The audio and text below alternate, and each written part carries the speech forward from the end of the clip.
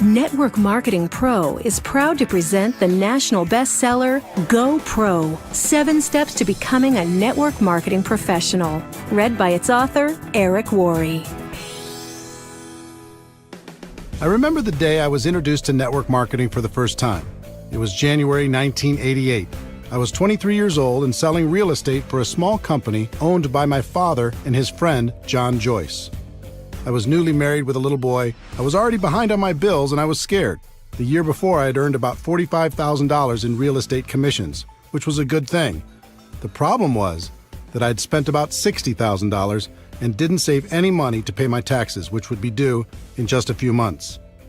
When John Joyce came to my desk that day and said, "Eric, I think I have a way for us to make some extra money," I said, "Tell me more."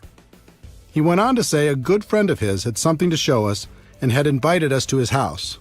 So I got in the car with John and my dad and drove over to check it out. When we arrived, he brought us into his living room, popped a tape into his VCR and hit play. I sat and watched this crazy video. It was filled with mansions and limousines and testimonials of people making fortunes virtually overnight. It was so over the top, I just couldn't believe it to be true. So I proceeded to tell everyone I thought it was a bad idea and I wasn't interested. My natural mental filters just couldn't let it in. Then something interesting happened. John and my dad said, "Okay, that's too bad, but we're going to do it anyway." This had a major impact on me because the only thing worse than being broken in debt was the thought of seeing these two go on to make huge money without me. So I changed my attitude, pulled my dad aside, and asked him if he'd loan me some money to sign up. Thank God he said yes, because deciding to become a network marketing distributor completely changed my life. When I got started, I treated my business like most people do, which to say I didn't treat it like a business at all. I got in, made some phone calls, and hoped my timing and positioning was enough for me to get lucky and make a few bucks. And at first it worked. I did make some money, and it was very exciting, although I have to disclose something to you. For those first few months, my entire strategy was to quickly call all of my dad's contacts before he had time to get to them. I thought if I called them, told them my dad and John Joyce were involved, and got them to a meeting or to watch a video, then if they were interested, my dad wouldn't fight over who got the credit, since I was in his organization. I had limited success with this, but as you can imagine, it didn't last long. So 3 months after I got started, my network marketing income dried right up. And when it did, my positive attitude completely went away. I started to blame everything and everyone for my lack of success. My upline wasn't giving me enough help. The company didn't provide adequate training. I didn't know enough people. No one would respect me because I was so young. I blamed the product. I blamed the company. I blamed the economy. I blamed everyone but myself. But I had a big problem. Blaming the world wasn't helping to pay my bills, and I'd walked away from real estate after that first commission check. It was going to take too long to get a real estate commission, and I had no college degree, so getting a decent paying job was out of the question. The only place I could go to create some cash flow was back to network marketing. So I put my head down and went to work. At first, it wasn't easy. In fact, in my first 3 years, I rebuilt my organization 7 times. I'd build it up and it would crash, and I'd build it up again and it would crash over and over and over again. After those first 3 years, I was more than discouraged. I'd almost lost hope. Then something happened that changed my life. Actually, it was a combination of 2 things. It was the night before a company convention, and I was watching a news program on television. They had a guest who was an expert on a topic I can't recall now. What went through my mind was, how does a person become an expert on that topic? The only thing I could think of is they must have decided to become experienced, learn everything they could, read every book, talk to every other person, and learn it so completely that they became an expert. The next day I went to the company convention and watched superstar after superstar walk across the stage. And then it was like being hit by lightning. It finally clicked in my brain that if I truly decided to do it, I could become an expert at network marketing. I could focus on the skills. I could practice until I became an expert, and no one could stop me. Up until that moment, I was always looking for an angle. I was hoping to get lucky. I was hoping to sponsor that one superstar who was going to change everything. And I was scared I would lose my chance if it didn't happen soon. In an instant, everything changed. I realized I didn't have to worry about getting lucky. Timing and positioning were nice, but not necessary for my long-term success. I didn't have to worry about my upline, knowing the right people, or anything else. All I had to do was become an expert. So I decided that day to change my focus and develop the skills to become a network marketing professional. It was a day that changed my life. Since then, my life has been an amazing adventure. Network marketing became a career for me. I have complete time freedom. I've met the most amazing people around the world. I've been able to touch and be touched by the lives of hundreds of thousands of people, travel all over the world, contribute to the causes that are important to me, and most importantly, become a better person in the process. All of this happened for me, and it can happen for you too. In this audiobook, I'm going to give you the fundamental principles that can guide you to becoming a network marketing professional. They've served me well over the past few decades, and I know they'll serve you just as well. Welcome to an exciting adventure.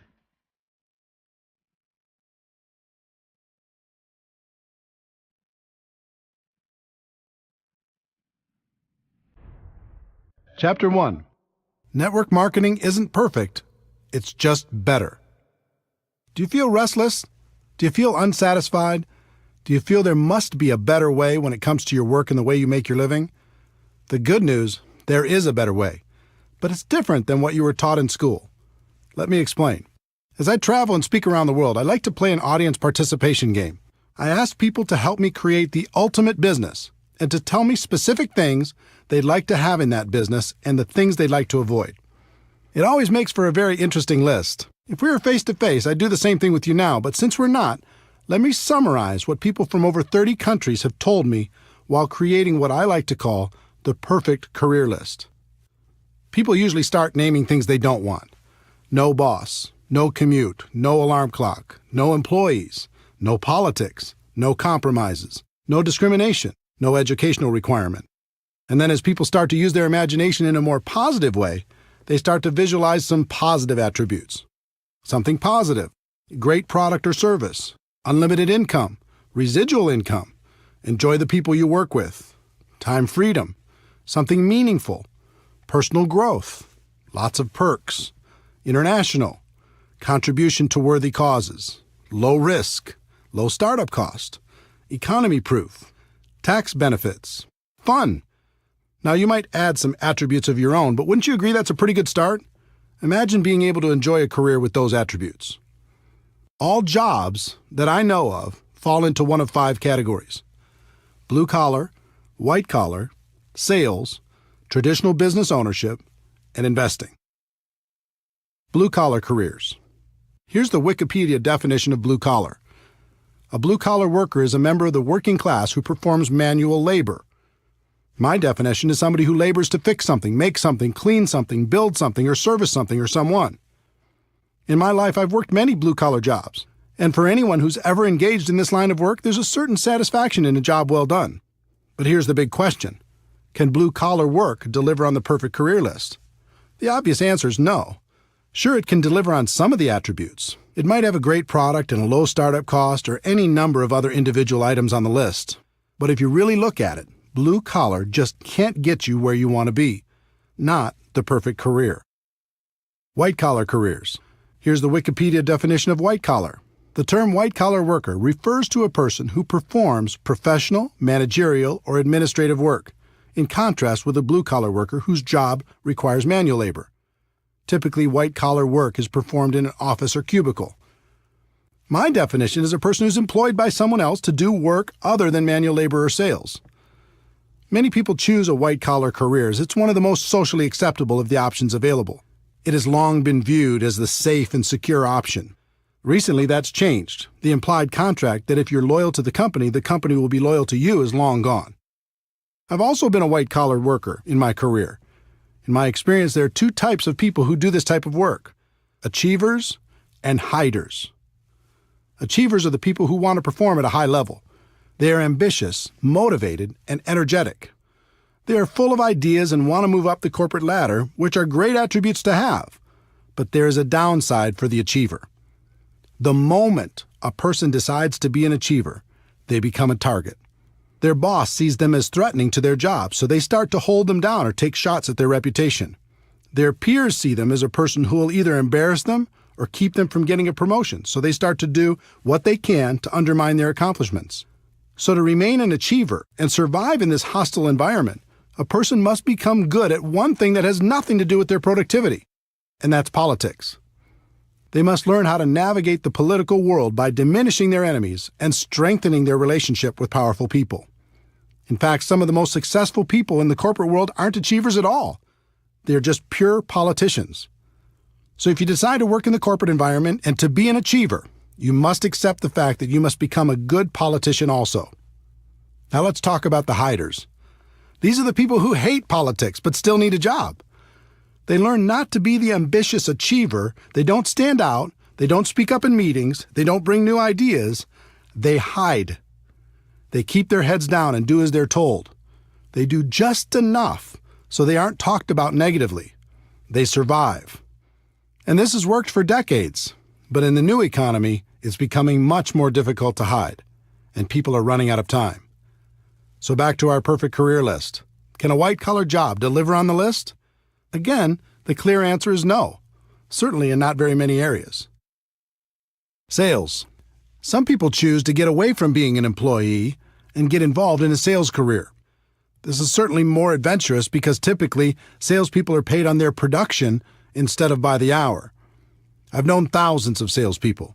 There's a common theme I've noticed over the course of my career. The typical salesperson will have a period of time where everything goes perfectly. Everything they touch turns to gold, and they make some really good money. As soon as that happens, they almost always set their lifestyle to that level of income. They buy a new house, get new cars, put their kids in better schools, purchase a vacation home, the works. Everything's great for a while. And then something changes. The company changes the compensation plan. Their territory gets reduced. A competitor shows up. They lose their best customer. The economy goes into recession. New technology makes their offer less valuable, or government regulations change their industry. These are just a few examples. There are hundreds more reasons why the salesperson's world could, and probably will, get more complicated. When that happens, with the big lifestyle they've developed, now 40 hours a week isn't enough to pay the bills. So they go to 50 hours a week, and then 60, and then 70. And then their life gets very small. Yes, they have the stuff, but they don't have the time to enjoy it. The other challenge for the sales career is, no matter how a person does, they still start at zero the next day. It can be tiring to live under that kind of pressure over a long period of time. Can a sales career pay the bills? Sure. But can it deliver on the perfect career we described earlier? Again, the answer is no. Traditional business ownership. Some people opt for the big dream, building their own business where they're the boss and they call the shots. It's an exciting idea, isn't it? Here's the reality for most people. Step 1. They use their life savings, take on new debt, and many times borrow money from friends and family to get started. Step 2.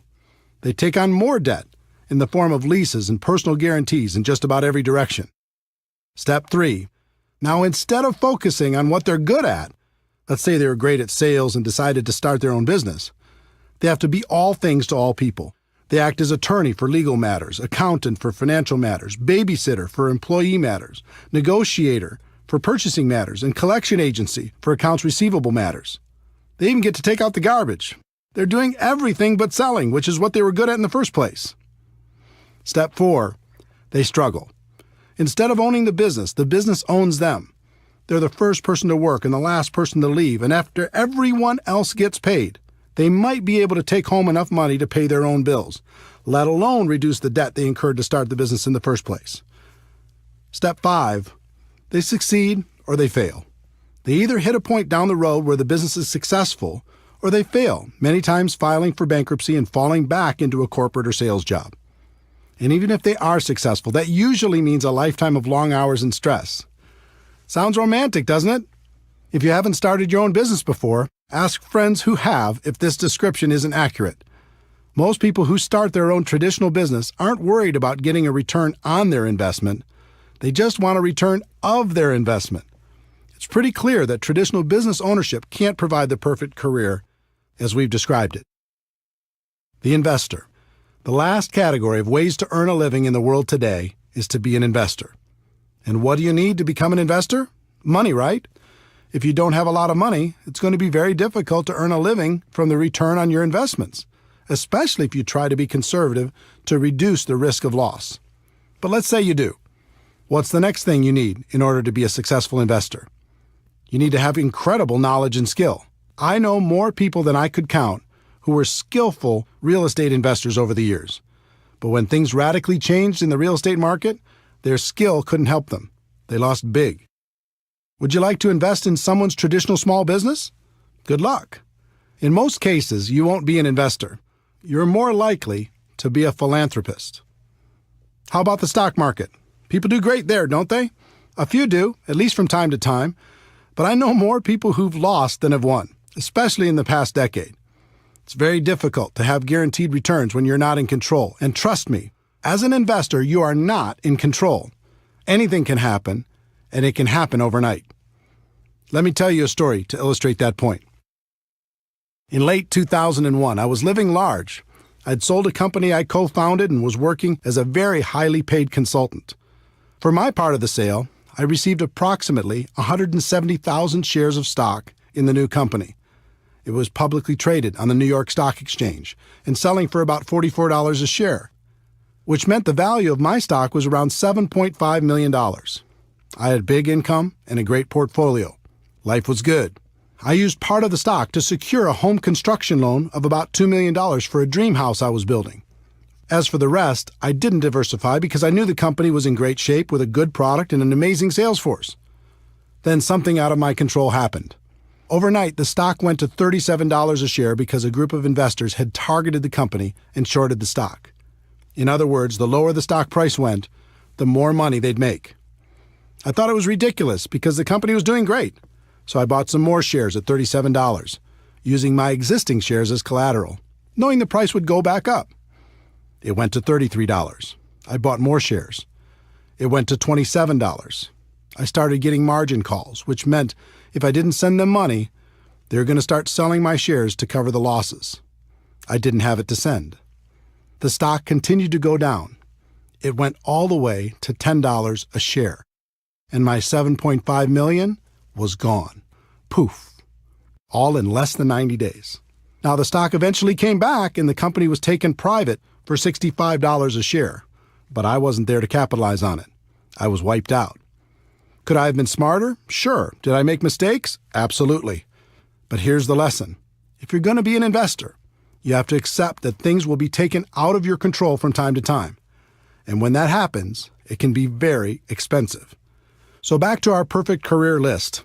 Can being an investor deliver on that list? I don't think so.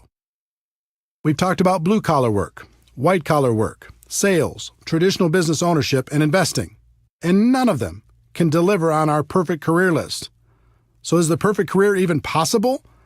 The answer is yes, but to get there, you need to understand that everything is changing. The old models of compensation are dead or dying, and we are going through the biggest economic shift in any of our lifetimes. The new economy, the world as you know it, has changed. For the people who don't recognize that fact, it will be the worst of times. For the people who do, it will be the best of times. Over the last 100 years, an interesting phenomenon occurred. The rise of the corporation became the standard in society. The safe and respected place for people to exist in the world was as an employee. Step 1, go to school and learn how to be an employee. Step 2, find a company that will employ you. Step 3, work for that company for 40 years. Step 4, retire. In recent decades, the promise of being rewarded by the company for your loyalty and hard work has been exposed as a myth. People began to realize the loyalty they were giving to their company was not being given in return. So a different process evolved. Step 1, go to school to learn to be an employee. Step 2, find a company that will employ you. Step 3, switch companies for various political or economic reasons every 3 to 5 years over the course of your career. Step 4, find that you can't retire comfortably after 40 years, so you keep working. And now we're going through the biggest shift in any of our lifetimes. For a century, companies have paid people by the hour, by the week, or by the year. That's changing on a global level. The world is moving towards a performance economy, and it's already happening. Here's what that means. In the future, you're only going to be paid for performance. You won't be paid for your time anymore. Servers in the food industry already live in this model. They get a very low hourly wage required by law, and they make their living through tips based upon their performance. If you can imagine the same model being applied to virtually every job in the world, you'll see what's coming. The person cleaning the rooms in a hotel won't be paid by the hour anymore. They'll be paid by the room. For office workers, here's an example. A person has a $60,000 annual salary. Step one, the company will lower that salary to something like $50,000 because with today's marketplace, there's other people who will take the job for a lower amount. Step two, they'll reduce their base salary to something like $20,000 a year.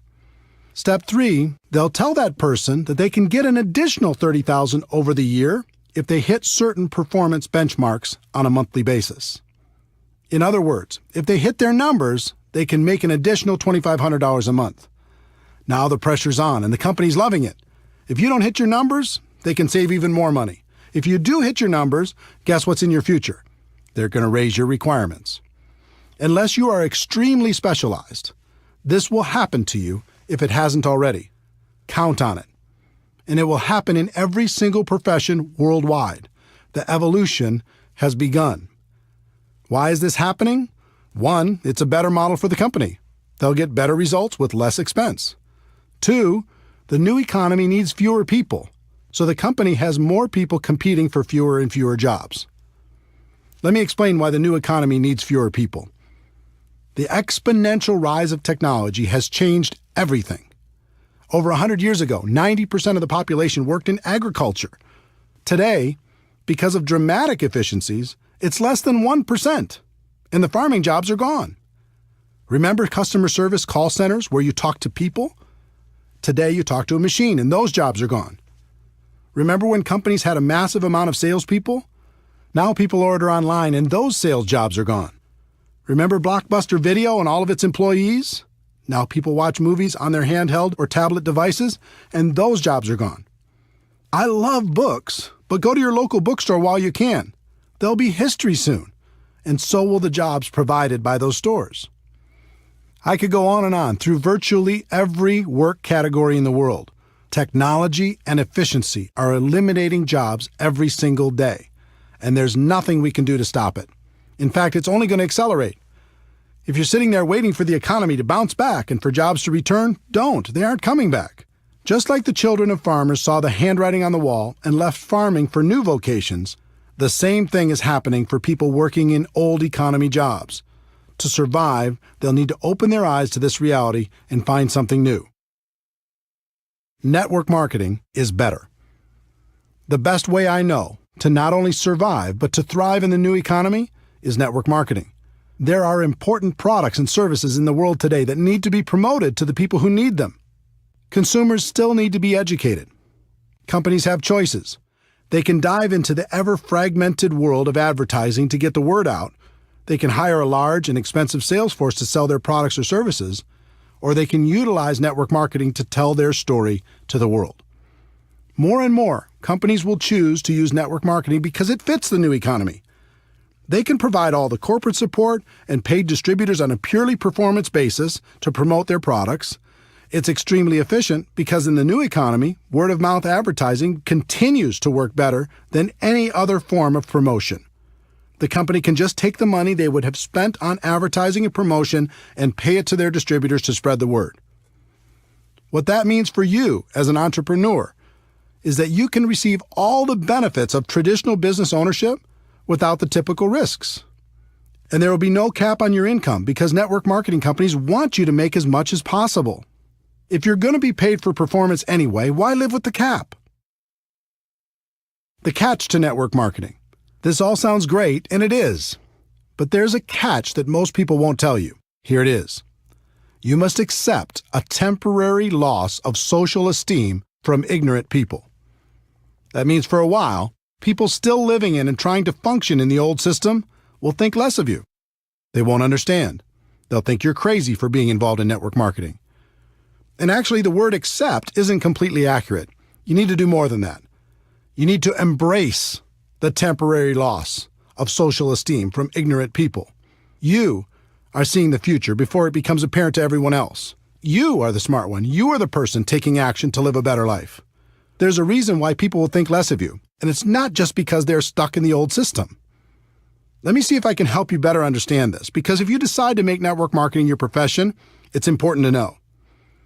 Most people have either joined a network marketing company or know someone who has. This is what goes through the mind of virtually every person who decides to get involved.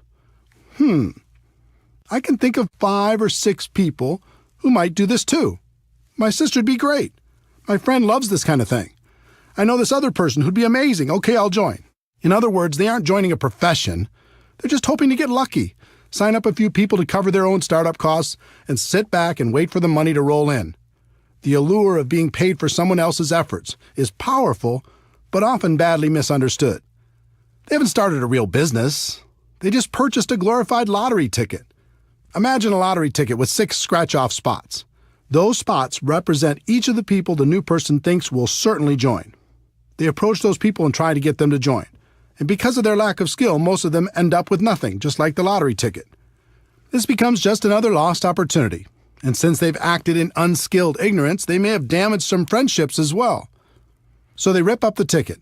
And instead of taking responsibility for not really starting their business, they blame network marketing and make sure to tell the world, look, I've been there. I've done it. I talk to every person I know. And network marketing just doesn't work. Save your money.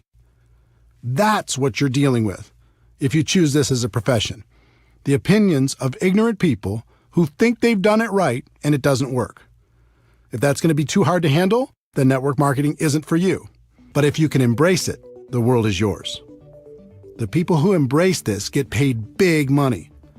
Companies will pay unlimited amounts to people who can help blind people see, who can educate the ignorant, and who can build a community of like-minded people. Some people like to say perception is reality. I hate that saying. All great leaders in the world have ignored it for centuries. What if Nelson Mandela had said perception is reality? What if Martin Luther King Jr. had said perception is reality? What if Steve Jobs had said perception is reality? The great leaders of the world said, reality is reality, and I'm going to do everything possible to help people understand that fact. The truth is, network marketing isn't perfect. It's just better. And that's reality.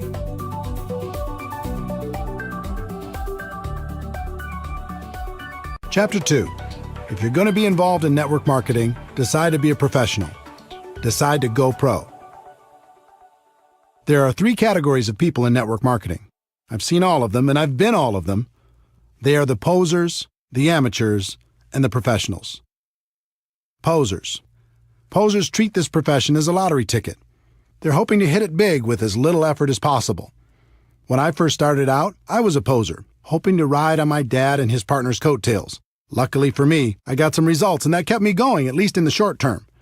But I think you can agree with me that remaining in the poser category is a bad idea. Within about 90 days, I moved out of that category and became an amateur. Amateurs. Amateurs focus on different things. One of the things I continued to focus on as an amateur was luck.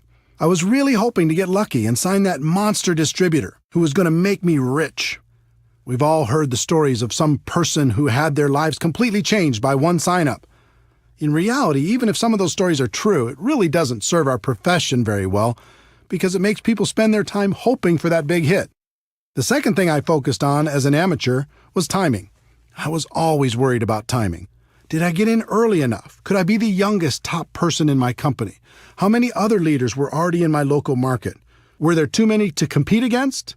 Were there enough to get true momentum? How was the company? Was it too big? Did I miss the growth curve? Was it too small? I was obsessed with the idea of timing. The third thing I focused on as an amateur was positioning. Was I in the right organization? Did other people have a better position than me? Maybe I didn't have the right upline. Would I do better somewhere else? And the fourth thing I focused on as an amateur was shortcuts. I was always looking for an angle. Any gimmick that came down the road, I was up for it. Newspaper advertising? Okay. Help wanted signs by the side of the road? Let's do it. Passing out flyers at the mall? I'm in. Going door to door? Let's try it. The internet didn't exist when I was an amateur. Just imagine how crazy I would have been over all the internet tactics I could have used to distract myself. What that meant was, every time I heard of some shiny new approach being trained by anyone in the world, I was digging into it to try to find the shortcut. And then I finally made the decision to go pro. Wikipedia's definition of a professional is a person who is paid to undertake a specialized set of tasks and to complete them for a fee. My definition of a network marketing professional is a person who is an expert at the skills required to build a large and successful network marketing organization.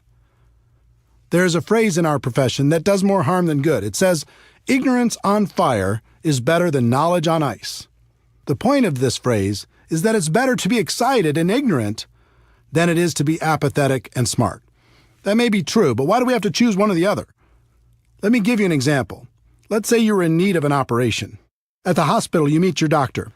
He comes in and says, "I'm very excited to conduct your operation. I'm so passionate about it I could hardly sleep. No one on earth wants to help you more than I do." You say, "Wow, thanks, doctor. How long have you been doing these type of operations?" And he says, "Well, I've never had any schooling on this particular operation, and I've never practiced, and I've never done one, but it doesn't matter because I'm so passionate." How are you going to feel? Enthusiasm is great, but eventually you have to marry that passion with skill. Professional athletes will devote endless hours to preparing for competition. But when they join network marketing, they won't give one day's worth of effort to learning our skills. Doctors will devote a decade of their lives at huge financial expense to become physicians. But when they join network marketing, they won't give a month's study and practice to becoming a network marketing pro.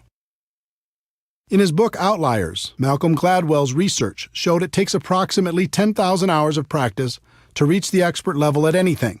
With 4 hours a day of practice, that adds up to about 7 years. That formula applies to network marketing as well.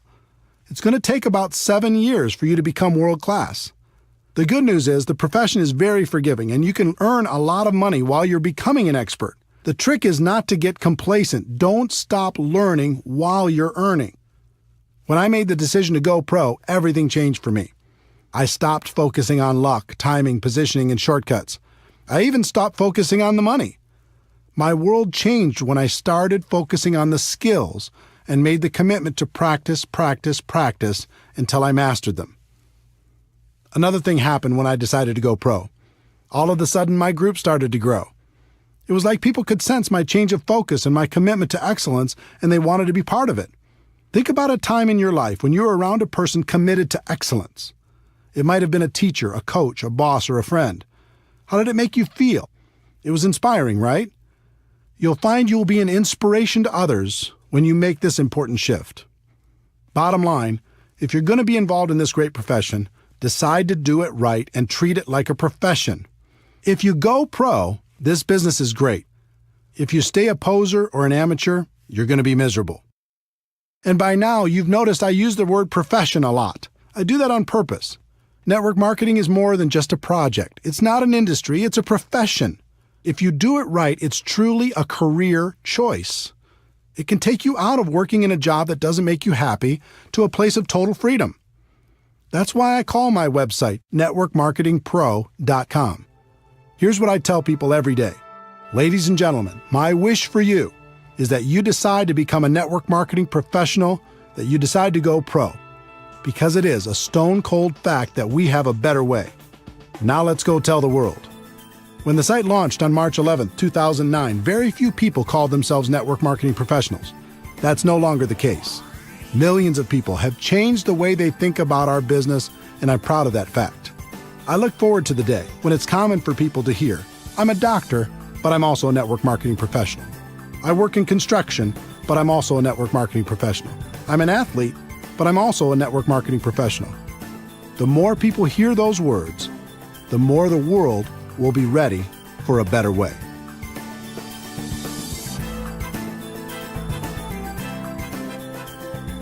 Chapter 3. Like any profession, you'll need to learn some skills. I hope by now I've been successful at convincing you that network marketing is a better way. I hope I've also gotten the point across, if you're going to be involved, it's best to become a professional. The next step is recognizing that you'll need to learn some skills. But before we get to those skills, let me give you some good news. Unlike most professions, you're not going to need a lot of money for your education. You won't have to take out student loans, and you can actually earn while you're learning. In addition, this profession isn't biased. In fact, it's the most equal opportunity in the world. Your background, experience, contacts, age, race, or gender aren't going to be factors in your ability to learn the skills to go pro. And finally, this isn't complicated. The skills necessary to grow a large and successful business are extremely learnable, and you're going to have a surprising number of people financially motivated to help you learn them. There are 3 primary elements to your network marketing business. First, you have the company's products.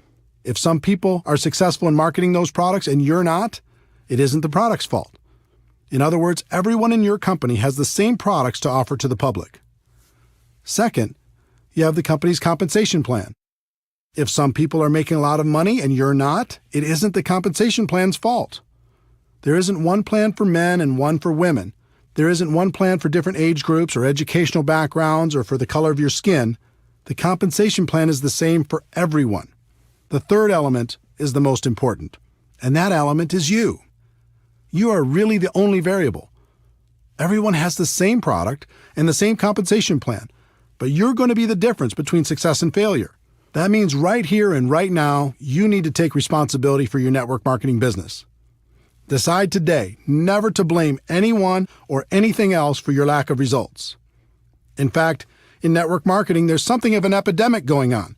People just love to blame their upline, the people above them in the structure, for all of their problems. If my upline did this for me or did that for me, everything would be better.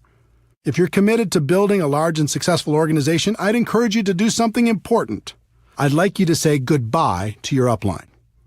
Call them up and say something like, "I want to thank you for this opportunity. I appreciate it. Getting into business for myself was important, and I appreciate you introducing me to a company that you believe in and that I now believe in as well. But from now on, when it comes to building my business, I'm going to use you as a resource, but never as an excuse. I may call on you from time to time. If you're available, that's great. If you're not, that's okay too. I'm going to build my business, and I understand one thing. It begins and ends with me." Everything changes when you take full responsibility for your network marketing career. Would it surprise you to know that there are only 7 fundamental skills necessary to build a huge business in network marketing? 7, not 70. Each one's fairly basic, but it always amazes me how little effort people put into learning them. If a college course were offered on network marketing, it would be one of the easiest classes to take. It's not rocket science, but you'll be happy to know it's one of the highest paid skill sets in the world. Let's explore each of them together.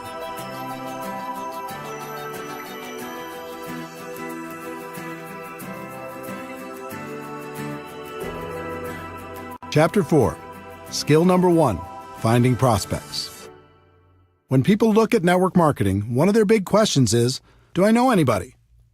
They believe if they know a lot of people, they can have lots of success, and if they don't know a lot of people, they don't have a chance. It sounds logical, but it's just not true.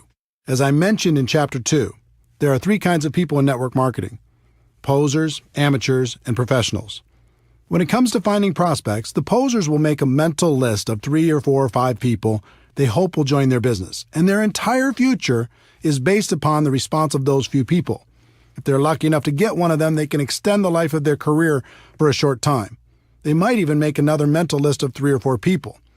Hopefully, they'll eventually decide to stop being a poser and upgrade to the amateur ranks. Would it surprise you to know that approximately 80% of all the people who join network marketing approach the task of building a business as posers? It's true. 8 out of 10 distributors first approach their business with the poser mentality. They make a small mental list and see what happens. They never set out to develop the necessary skills. Your job is to make sure you're not one of them and to help your team do the same. Educate people. Help them understand how powerful this opportunity can be if they treat it with respect. For the posers, their only real chance is luck, and that luck had better happen fast. The second group is the amateurs. Instead of a small mental list, these people make a written list, which is a step in the right direction. Let's say they make a list of 100 prospects. They charge out there with excitement, but not a lot of skill. They begin prospecting and their list begins to diminish. As it grows smaller and smaller, their anxiety grows higher and higher. Their biggest fear is running out of people to talk to. I know that was my biggest fear. In my early 20s, my list wasn't anything to brag about. As I mentioned before, I tried to use my parents' contacts at the beginning, and it didn't take long for me to run out of names. Soon everyone in my world knew what I was doing and had either said yes or no. It was scary. I felt like if I didn't find some great people from my list and find them soon, I was going to fail in this business. It never occurred to me that finding quality people to prospect was a skill.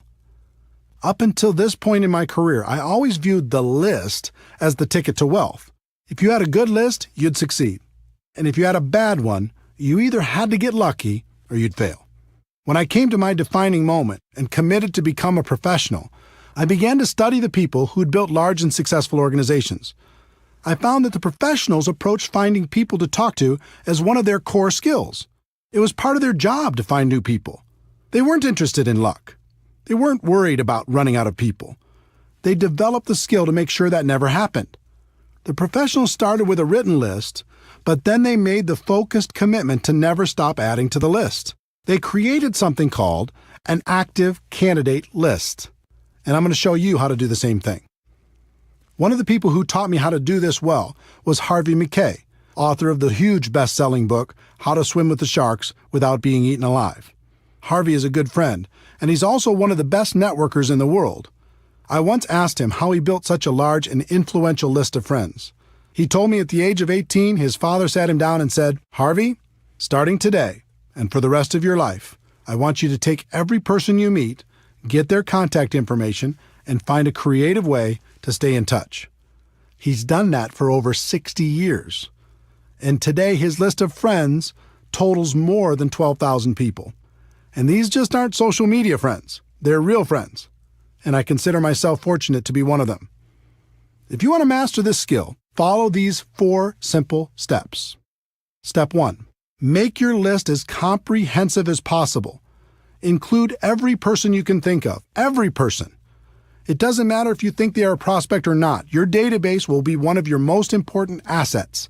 Everyone goes on the list. If they're negative, put them on your list. If you hate them, put them on your list.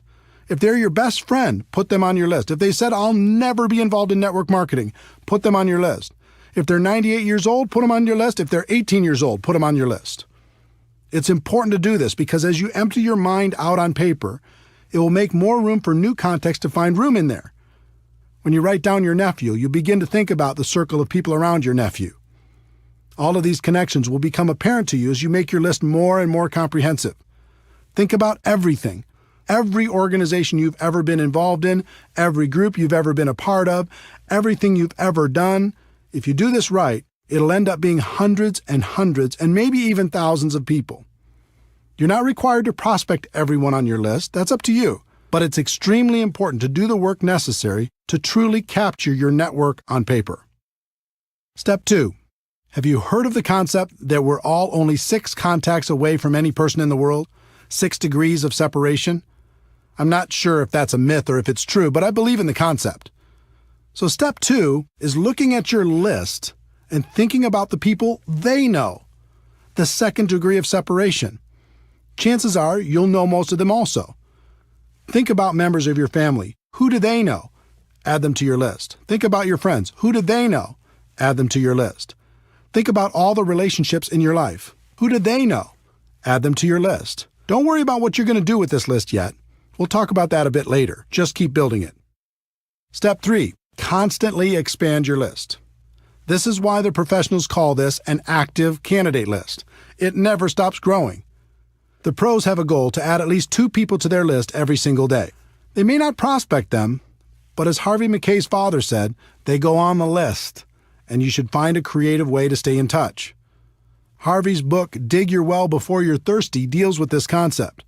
If you think about this as a core skill, you realize it isn't very hard. You come into contact with people every day. Just add them to your list. You meet people through online social media. Add them to your list. You do business with new people. Add them to your list. My friend Jordan Adler is the author of Beach Money. He's also a 7-figure-a-year earner in network marketing. He's a master at step 3. He just lives his life and is always making new friends. And if you look at his business, almost all of the people he's recruited into his huge organization are people he didn't know before he started his network marketing business. He's a pro. Professionals develop a higher level of awareness. They pay attention to the world. They know they'll be introduced to new people all the time. Posers and amateurs don't even notice.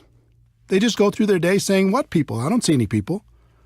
How hard would it be to raise your awareness and add 2 new people a day to your list? Think about it. If you did that 6 days a week, that is over 600 new people a year. Do that for 5 years, and it's over 3,000 people. Can you see why professionals don't worry about running out of people to talk to? Please understand, I'm not saying you should assault these people with your pitch the moment you're introduced. Some people in network marketing make that mistake, and it's not good. Just add them to your list, make friends, develop a connection, and when the time is right, you can help them understand what you have to offer. Step 4, network on purpose. Professionals network on purpose. It's hard to meet new people if you're hiding from the world. Get out there, have some fun, join a new gym, have fun with a new hobby, volunteer for a cause that's important to you. Find places and organizations where you can meet new people.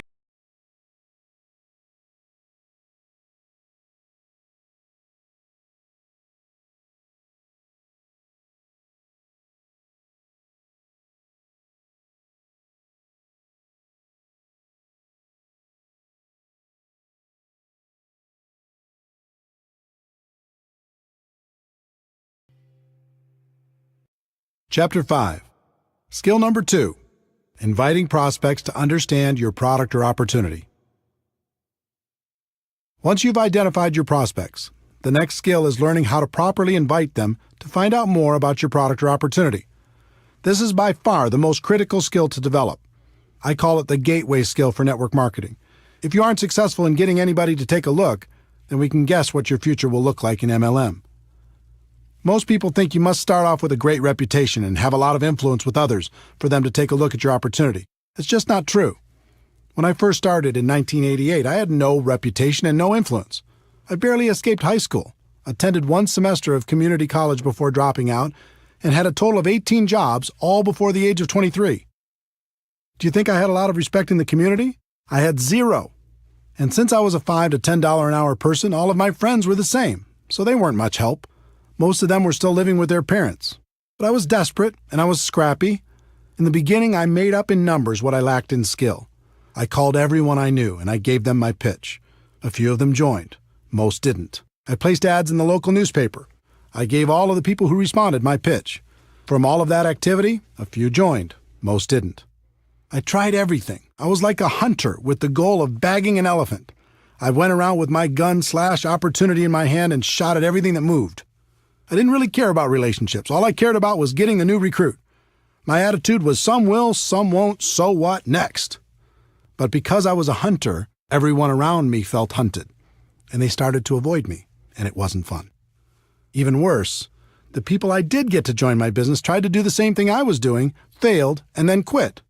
After 3 or 4 years of frustration, I came to my defining moment and started studying successful people in MLM to see what they did. What I found surprised me. They weren't hunters. They were more like farmers. They built relationships. They built friendships. They learned how to build trust with the people they met, and were able to skillfully transfer the belief they had about their products and opportunity. Their goal wasn't to immediately recruit their prospects. Their initial objective was to educate their prospects on what they had to offer, and then let those prospects decide if it was something they wanted to do. This was a huge switch in strategy for me, and I began to look at things differently. I put myself in the prospect's shoes and thought about what would be attractive to me and alternatively, what would cause me to put up my defenses. I realized why the pros had such great results. Instead of acting like sharks, they were more like coaches or consultants. They built relationships and then offered common-sense solutions to people's problems. Who wouldn't like that? The other thing I noticed with the professionals is they didn't pitch their product or opportunity. Instead, when the timing was appropriate, they just invited people to do one of two things, based upon the individual prospect situation. The first thing they did was invite people to attend some sort of event, such as a one-on-one or two-on-one meeting with another member of their team, or a 3-way phone call conversation, a small group presentation in their home, an online webinar, a local hotel meeting, or some larger company event or convention. Professionals understand that personal interaction is a critical component when it comes to building trust and transferring belief, so they try to connect people as much as possible. The second thing they did was invite people to review some sort of tool. I'm a big believer in using tools to help educate a prospect. Tools take many forms. There are CDs, DVDs, magazines, brochures, websites, and online presentations. With some companies, you can even let people sample the product and treat that as a tool. There's no question that technology continues to evolve, offering more and more convenient ways to help educate prospects. But I have to interject a personal opinion based upon experience. While technology allows us to get people quality information quickly, there's nothing like a physical tool. In a world of bits and bytes and in a network marketing world where it's important to build trust, a physical tool makes it real. Of the two methods used to help educate the prospect, events are the most effective. There are lots of reasons.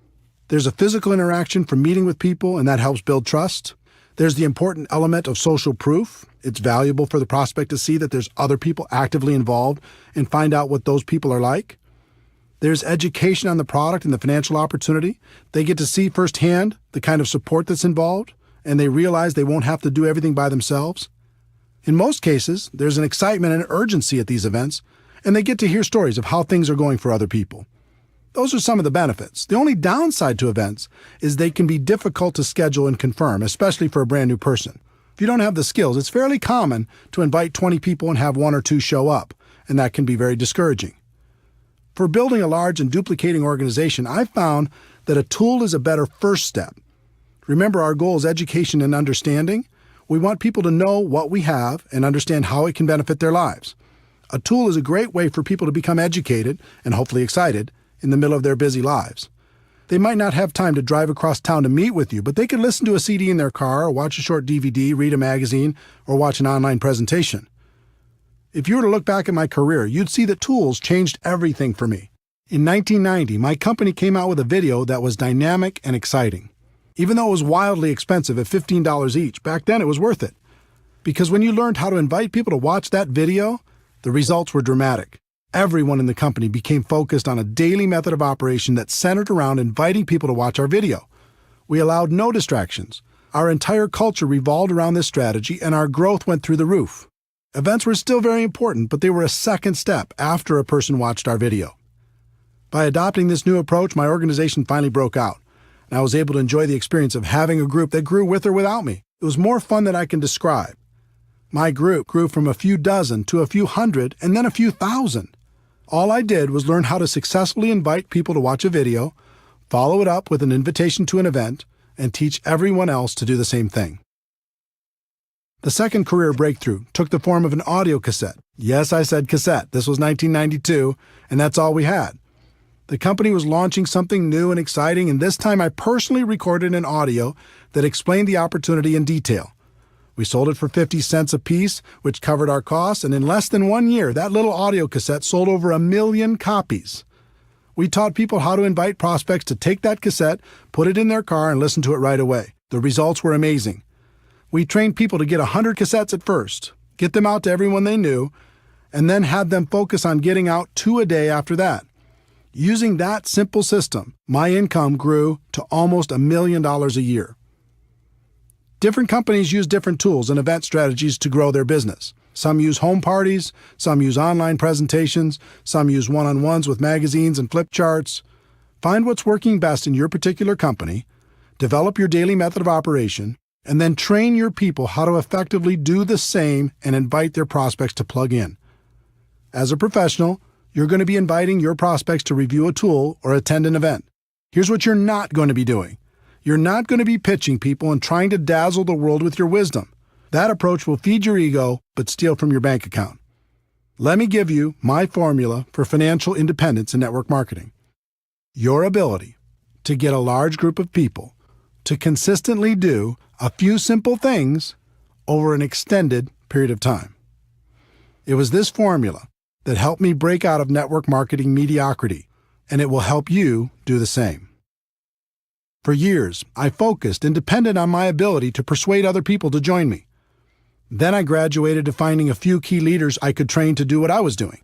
And finally, I learned the formula I just gave you and began to focus on getting a large group of people to consistently do just a few simple things and to keep doing them. When that happened, everything changed for the better. Those are the fundamentals. Let's take a moment to talk about the emotions of inviting. There are 4 basic rules. Rule number 1. You must emotionally detach yourself from the outcome. This is extremely important.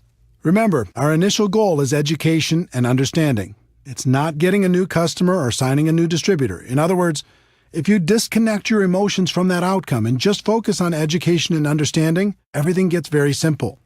This sounds easy, but it's difficult to do. All of us come into this business with the hope of recruiting some great people. It's hard to disconnect from those expectations. But you need to remember, we're not hunters. We're not sharks. Our job is to educate people and help them understand what we have to offer. We act as consultants, offering suggestions on how people can live a better life.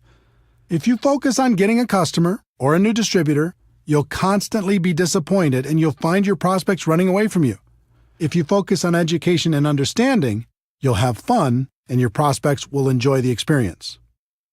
Rule number 2, be yourself. So many people become a different person when they start inviting. This makes everyone uncomfortable. Be yourself. Just focus on being your best self. Rule number 3, bring some passion. Enthusiasm is contagious. It's okay to get a little bit fired up. Get focused. Listen to some music that inspires you. Smile when you're on the phone. I assure you, your positive emotion will translate into better results. Rule number 4, have a strong posture. This was a big one for me. At first, I was so insecure, I didn't think anyone would take me seriously. But as I watched the professionals, I noticed their posture. They were bold, they were confident, they were strong. So I decided to be bold as well. I stopped apologizing all the time. Instead of saying, yes, I know I've had a lot of jobs so far in my life, but I'm hoping this will be the change I've been looking for, I started saying, guess what? I'm sick and tired of the life I've led up until this point, and I've decided to take charge. I wouldn't bet against me because I'm serious. You feel the difference? Be yourself, but be a bolder self. Be yourself, but be a stronger self. Be yourself, but be a more confident self, at least when you're inviting. I found I could do that for short periods of time at the beginning. And just like building a new muscle, I could eventually do it longer and longer until it became part of me. So now that we've set the stage, let's go through the invitation formula. This formula is designed to be used over the phone or face-to-face. It's not to be used with texting, email, or any other communication tool, just on the phone or face-to-face. This can work with your warm market prospects, someone you know, or cold market prospects, someone you meet while living your life. I'll give you examples for both. There are 8 steps to a professional invitation. That might sound complicated, but with a little practice, you'll find it's an easy skill to master. Step 1, be in a hurry. Step 2, compliment the prospect. Step 3, make the invitation. Step 4, if I, would you. Step 5, confirmation number 1, get the time commitment. Step 6, confirmation number 2, confirm the time commitment. Step 7, confirmation number 3, schedule the next call. And Step 8, get off the phone. Step 1, be in a hurry. This is a psychological issue. People are always more attracted to a person who has things going on. If you start every call or face-to-face conversation giving the impression that you're in a hurry, you'll find your invitations will be shorter, there will be fewer questions, less resistance, and people will be more respectful of you and your time. Examples for warm market prospects. I don't have a lot of time to talk, but it was really important I reach you. I have a million things going on, but I'm glad I caught you. I'm running out the door, but I needed to talk to you real quick. Examples for cold market prospects. Now isn't the time to get into this, and I have to go, but I have to run, but get the message? Set the tone with some urgency. As for the examples I'm sharing with you, don't worry too much about the exact words. Just focus on the concept and use your own words. Let people know you're busy, you've got a lot going on, and your time is short, but it was important for you to talk to them real quick, and do it with some passion in your voice. Step 2, compliment the prospect. This is critical. The sincere compliment, and it must be sincere, opens the door to real communication and will make the prospect much more agreeable about hearing what you have to say. Examples for warm market prospects. You've been very successful, and I've always respected the way you've done business. You've always been supportive of me, and I appreciate that so much. Great to use with family and close friends. You have an amazing mind for business and can see things other people don't see. For as long as I've known you, I thought you were the best at what you do. Examples for cold market prospects. You've given me some of the best service I've ever received. You're super sharp. Can I ask what you do for a living? You've made this a fantastic experience. The key to the compliment is it must be sincere. Find something you can honestly use to compliment your prospect and use it. This simple step will literally double your invitation results. When you start with urgency and a compliment, it becomes very difficult for a person to react negatively to your invitation. People don't hear compliments very often. It feels good. You'll find your prospects will become very receptive. If you study the pros, you'll find they are constantly putting people in a good mood through their honest and sincere compliments. It helps to build rapport. It helps to open people's minds. And mostly, it helps achieve our goal of education and understanding. Step 3. Make the invitation. This is a situation where one size does not fit all. There are 3 kinds of invitation approaches for the network marketing professional. The direct approach. This is used when you're inviting people to learn more about an opportunity for them. Most people use a direct approach for all of their prospects. It usually goes something like this: I found a way for you to get rich. Let me tell you all about it, blah, blah, blah. I understand the passion, but really, who's going to get excited about that unless they're getting a call from a millionaire? That doesn't mean the direct approach doesn't work. It does. It has an important place in your invitation process, but it should be reserved for people who know and respect you or for people that you know are searching for something better. Examples for warm market prospects. When you told me you hated your job, needed more money, wanted to find a new house, etc., were you serious or were you just kidding around? They'll almost always tell you they were serious. Great, I think I found a way for you to get it, solve the problem, make that happen. This is for situations where you know an area of their dissatisfaction, need, or desire. I think I found a way for us to really boost our cash flow. When I thought of people who can make an absolute fortune with a business I found, I thought of you. Are you still looking for a job or a different job? I found a way for both of us to start a great business without all the risks. Let me ask you a question off the record. If there was a business you could start working part-time from your home that could replace your full-time income, would that interest you? Examples for cold market prospects. Have you ever thought of diversifying your income? Do you keep your career options open? Do you plan on doing what you're doing right now for the rest of your career? You can follow these cold market scripts or any variations with the following. I have something that might interest you. Now's not the time to get into it, but. The indirect approach. This is another powerful tool to help people get past their initial resistance and educate them on what you have to offer. The indirect approach is about asking the prospect for help, input, or guidance. I used this approach extensively and with great success when I first started out. Because of my lack of credibility at age 23, I couldn't get much success with a direct approach, so I learned to play myself down and play up to the prospect's ego. It worked incredibly well, and it still works today. Examples for warm market prospects. I've just started a new business and I'm really nervous. Before I get going, I need to practice on someone friendly. Would you mind if I practiced on you? This is a great approach for family and close friends. I found a business I'm really excited about, but what do I know? You have so much experience. Would you look at it for me if I made it easy on you? And let me know if you think I'm making the right move? A friend told me the best thing I could do when starting a business is to have people I respect take a look at it and give me some guidance.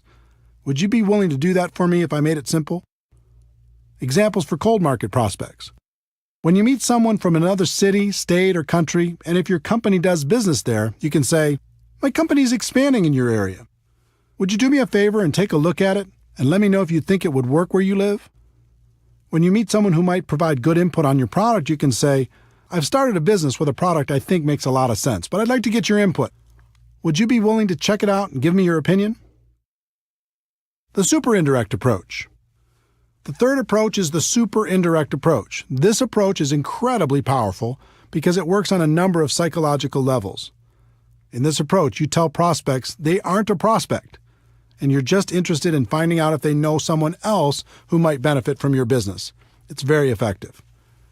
Examples for warm market prospects. The business I'm in clearly isn't for you, but I wanted to ask, who do you know that's ambitious, money-motivated, and would be excited about the idea of adding more cash flow to their lives? Who do you know that might be looking for a strong business they could run from their home? Who do you know that's hit a wall with their business and might be looking for a way to diversify their income? I'm working with a company that's expanding in this area, and I'm looking for some sharp people that might be interested in some additional cash flow. Do you know anyone who might fit that description? In most cases, they're going to ask you for more information before they give you any names. Behind that request will be curiosity and intrigue, thinking this might be for them, but they're not going to admit that to you yet. When they ask for more information, you can respond with, "That makes sense." You'll want to know more about it before you refer some of your contacts. Then you could just move to step 4. Examples for cold market prospects. Cold market is exactly the same as warm market for the super indirect approach. Just use the warm market scripts or any variation that's comfortable for you. Step 4. If I would you. This question has been my secret weapon for a very long time.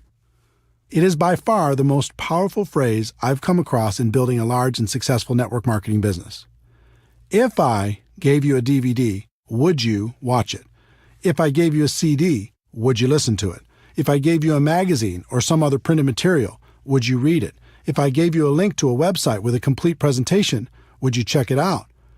If I invited you to a special invitation-only webinar, would you attend? If I invited you to a special invitation-only conference call, would you listen in? This question is so powerful, and for a number of reasons. First, it's reciprocal. You're saying you'll do something if they'll do something. As human beings, we're hardwired to respond positively to these types of situations. Second, it puts you in a place of power. You're in control. You're not begging. You're not asking for favors. You're simply offering a value exchange. And third, it implies that you have something of value to offer. You're saying that you will do something, but not unless the other person will do something in exchange. When you value what you have, people will respect you. When I first started, I didn't know about this magical question. I just said things like, I really, really, really want you to watch my video, try my product, listen to the CD, etc. You can imagine the results. The whole psychology of it is weak. If you use if I would you, you're having a business conversation. If you use I really, really, really want you, now you sound desperate, and a desperate distributor is not attractive. If you've used this approach, you already know what I'm talking about. If I would you gets results. It gets people to say yes. It helps prospects see what we have in a different light. Remember, our goal is education and understanding. If I would you helps us achieve that goal. If you started the call with urgency, complimented the prospect, made the invitation, and asked if I would you, their answer will be yes almost 100% of the time, and you can just go to step 5. If they ask for more information first, just respond with, I understand you want more information, but everything you're looking for is on the CD, DVD, printed piece, link, etc. The fastest way for you to really understand what I'm talking about will be for you to review that material. So if I gave it to you, would you review it? If they say no, then thank them for their time and move on. Also, review steps 1 through 3 to see where you might have done better, but do not give your material to them. So you've gone through the first 4 steps and the person said yes. Success! They've agreed to review your tool. Does that mean they'll follow through? Nope.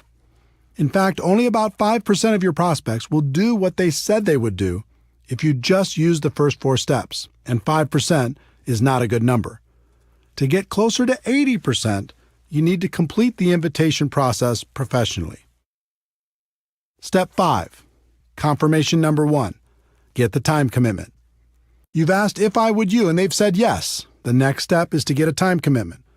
When do you think you could watch the DVD for sure? When do you think you could listen to the CD for sure? When do you think you could read the magazine for sure? When do you think you could watch the link for sure? Don't suggest a time for them. That's another mistake I made early on in my career. Just ask the question and wait for them to respond. This question makes them think about their schedule and their commitments, find a place to review your tool, and communicate that back to you. In other words, it makes it real. When you first asked if I would you and they said yes, it was someday. When you get the time commitment, it starts to be real. The only thing that matters is that they give you a time. It doesn't matter what that time is. Let them think about their schedule and tell you when they will have reviewed the materials for sure. About 90% of the time, they'll give you an answer. The other 10% of the time, they'll be vague, saying something like, I'll try to do it sometime. If they do that, then tell them, I don't want to waste your time or mine. Why don't we just lock in a time when you'll have seen it for sure? Remember, they've already said they'll review it in step 4. This is just confirming the time. The key to all of this is that they've now said yes twice. The first time when they answered if I would you, and the second time when you received a time commitment from them. So now you can give them the tool, right? Wrong. You're not done yet. The professionals take a few more seconds to complete a couple more steps before they're finished. Step 6, confirmation number 2, confirm the time commitment. If they tell you they'll watch the DVD by Tuesday night, your response should be something like, so, if I call you Wednesday morning, you'll have seen it for sure, right? If they say they'll listen to the CD by Thursday morning, your response should be, so if I called you sometime later in the day on Thursday, you'll have listened to it for sure, right?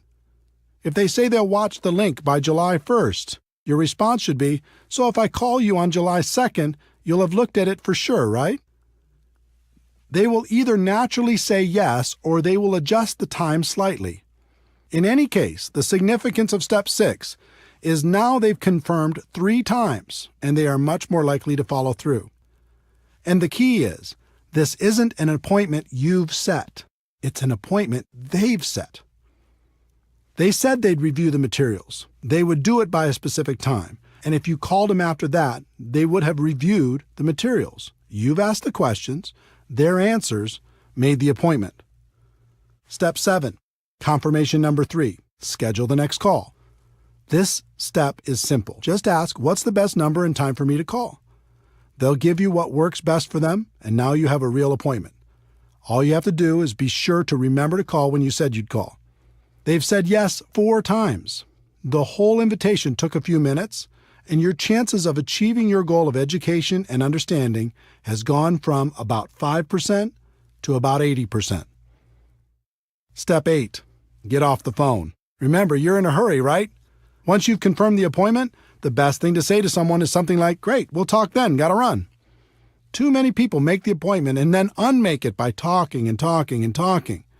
Remember, our goal is education and understanding, and we're going to let the third-party tool do most of the work. Here are some examples of all 8 steps. A person you know who hates their job, direct approach. "Hey, I don't have a lot of time to talk, but it was really important I reach you. Listen, you're one of the most financially intelligent people I know, and I've always respected that about you. When you told me you really didn't like your job, were you serious or were you just kidding around?" They say they were serious. "Great, I think I found a way for you to create an exit strategy. I have a CD that describes what I'm talking about better than I can. If I gave you this CD, would you listen to it?" They say yes. "When do you think you could listen to it for sure?" They say Tuesday. "So if I call you Wednesday morning, you'll have reviewed it for sure, right?" They say yes. "All right, I'll check back with you then. What's the best number and time for me to call?" They give me the information. "Got it. We'll talk then. Gotta run. Thanks." A good friend, indirect approach. "Hey, I'm running out the door, but I needed to talk to you real quick. Do you have a second?" "Great. Listen, you've always been so supportive of me, and I appreciate that so much. I've just started a new business, and I'm really nervous. Before I get going, I need to practice on someone friendly. Would you mind if I practiced on you?" They say sure. "Great. If I gave you a DVD that laid out the information in a professional way, would you watch it?" They say yes. "It's about 15 minutes long. When do you think you could watch it for sure?" They say Thursday. "So if I called you Friday morning, you'll have reviewed it for sure, right?" "Fantastic. What's the best number and time for me to call?" They give you the information. "Great. We'll talk then. Gotta run. Thanks." A highly successful person, super indirect approach. "I know you're busy, and I have a million things going on too, but I'm glad I caught you. You've been wildly successful, and I've always respected the way you've done business. I've recently started something new, and I'm looking for some sharp people. It's clearly not for you, but I wanted to ask, who do you know who's ambitious, money-motivated, and would be excited about the idea of adding a significant amount of cash flow to their lives?" They say they do know some people. "I understand that you'd want to know more about it before you recommend people. I have a DVD that explains exactly what I'm doing and the kind of people I'm looking for. It's brief. If I sent one to you, would you review it?" They say they would. "Thanks. When do you think you could view it for sure?" They say next Monday. "Okay, so if I call you next Tuesday, you'll have reviewed it for sure, right?" "Okay, I'll check back with you then. What's the best number and time for me to call?" They give the information. "Okay, great. Thanks again. I appreciate it so much. Talk to you next Tuesday." A cold market prospect who's done a good job selling you something. Direct approach. "Now isn't the time to get into this, and I have to go, but you're super sharp, and I happen to be looking for some sharp people. Do you plan on doing what you're doing now for the rest of your career?" They say no. "Good. I have something that might interest you. Now isn't the time to get into it, but I have a DVD that explains it all in great detail. If I gave it to you, would you watch it?" They say yes. "When do you think you could watch it for sure?" They say Sunday. "So if I called you Monday, you'll have reviewed it for sure, right?" They say yes. "All right, I'll check back with you then. What's the best number and time for me to call?" They give you their information. "Okay, here it is. Thanks again for the excellent service, and I'll talk to you soon." Are you feeling the flow of how this works? Obviously, there are many possible variations for different kinds of prospects, but I hope these examples help you understand how everything comes together. In terms of scripts, it's best if you get the basic concepts down and don't focus too hard on the exact script. Life doesn't work that way. But if you learn to let your prospect know you're in a hurry, then compliment them, then invite them, then pass on a tool with "if I would you," then confirm using the process I described, and finally get off the phone or complete the invite, you'll do just fine. Remember, in recruiting, there are no good or bad experiences, just learning experiences. On your journey to become a network marketing professional, the best thing that can happen is for you to develop the skills to recruit on demand in any situation. Then you never have to worry about being lucky. So practice, practice, practice.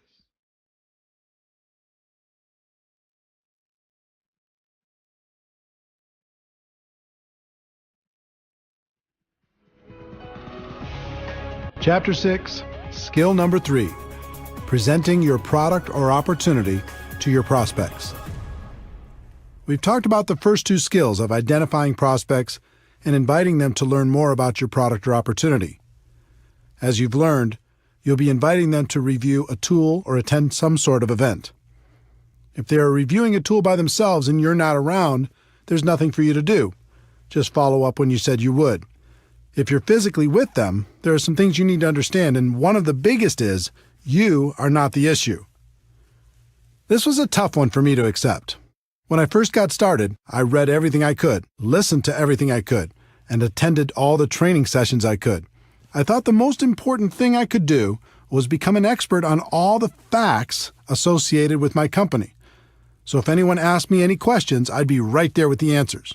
Sounds logical, right? I would sit down with someone and say, "Let me tell you all about our products. Let me tell you all about our company. Let me tell you all about our compensation plan. Let me tell you all about our incredible support system." There are big problems with that approach if you want to build a large and successful organization. For me, the first problem was, no matter how much I learned, there would still be questions that stumped me. And since I was presenting myself as the expert, if I got stumped, that might make the prospect question the whole opportunity. The second problem was, most of my prospects knew I wasn't an expert. So when I came to them and presented myself as an authority figure, they knew it wasn't true. It actually made them more skeptical. The third problem was, even if I was successful at becoming an expert, the other distributors in my organization didn't necessarily have that same desire or willingness to learn. As a result, I was the go-to guy for every single presentation. There's no way to create an organization that will duplicate with this approach. And without duplication, network marketing is just a job. In the early days, that's what network marketing was for me, a job. I had no duplication because I made myself the issue. But I was determined, and I started to observe and take careful note of how the most successful distributors did their presentations. The pros never made themselves the issue. More than that, they never presented themselves as an expert. They acted as a consultant who connected the prospect to tools, events, or other distributors to help them become educated. If the prospect asked a question, they would guide them to the answer, but they wouldn't give the answer directly. This baffled me until I started to comprehend duplication. The pros knew they could sign the person up by dazzling them with their knowledge and experience, but they also knew it would take a long time for their new distributor to do the same thing. So they came up with a simpler approach. It was around this time I heard a concept that has stuck with me ever since. In network marketing, it doesn't matter what works. It only matters what duplicates. This should be a guiding principle for every network marketing professional. The pros use tools instead of their own wisdom. The pros use live events instead of their own presentations. The pros use other distributors to give the facts instead of giving them themselves. The pros don't present themselves as experts. They just invite people to learn more about the product or opportunity and let the third-party resource provide the information. The pros bring passion, enthusiasm, excitement, and belief. If you ever watch a pro at work, you'll see a fire in them that's contagious. Make passion, enthusiasm, excitement, and belief your priority. Then invite professionally and let the third-party resource do the rest. In addition to learning how to effectively present your product or opportunity during your personal recruiting efforts, it's also important to learn how to present your opportunity to groups of people. I've heard it said, and I think it's true, the person with the marker makes the money. In other words, the person in front of the room giving the presentation usually has a higher than average income. When I first got started, I was deathly afraid of speaking in front of people. But I was ambitious, and since everyone said this was an important skill, I was determined to master it. I started by learning how to give a short and effective testimonial.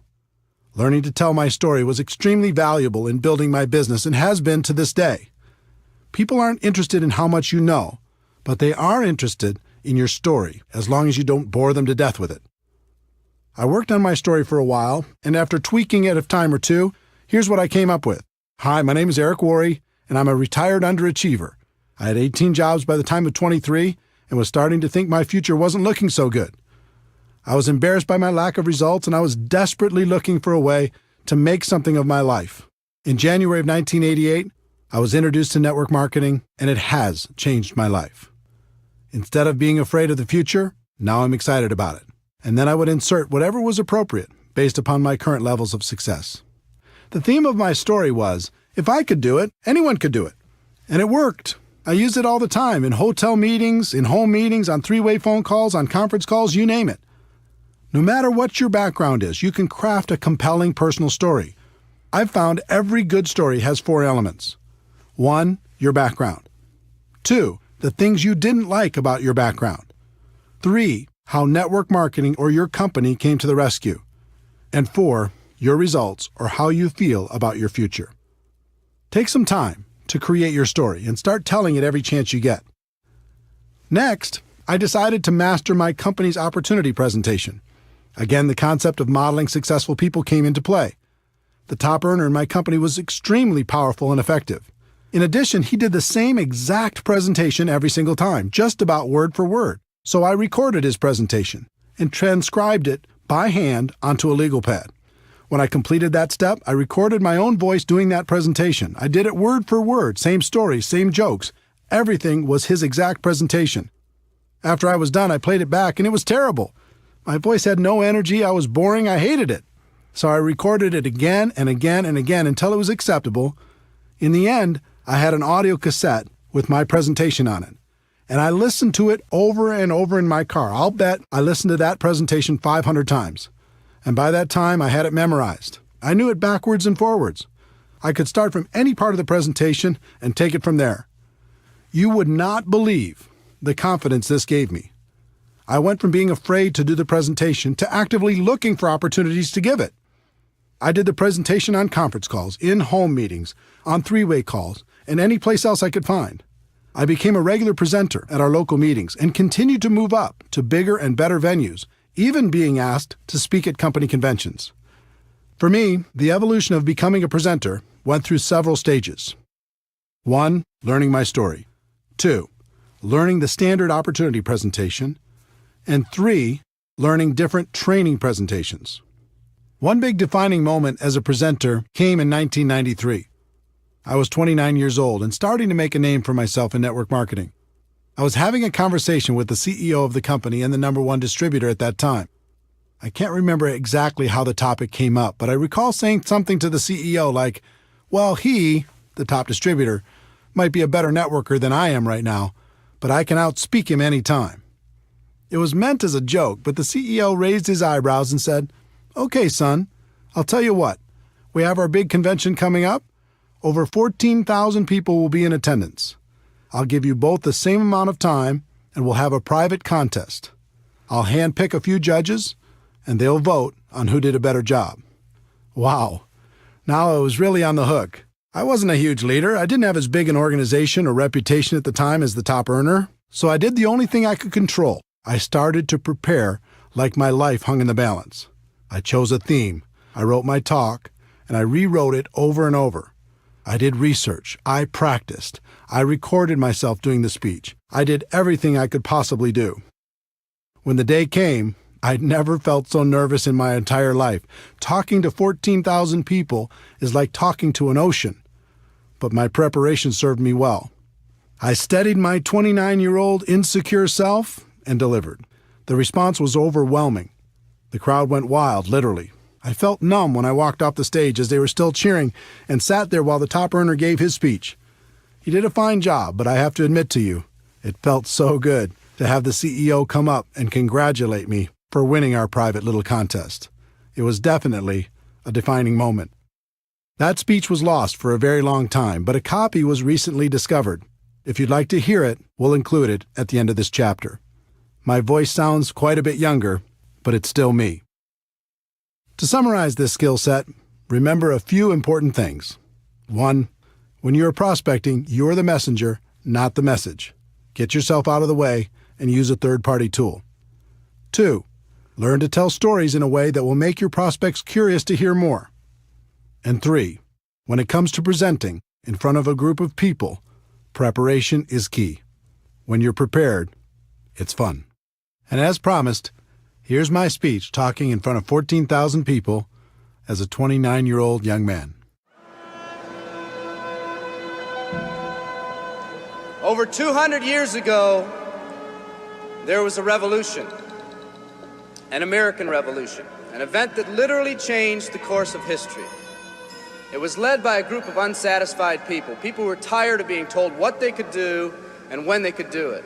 People were fed up with their lack of choices and their lack of personal freedoms. People fed up with their lives being controlled by others. Fed up with being oppressed, fed up with being manipulated. They finally said, enough, I've had it, and I'm not going to live like this anymore.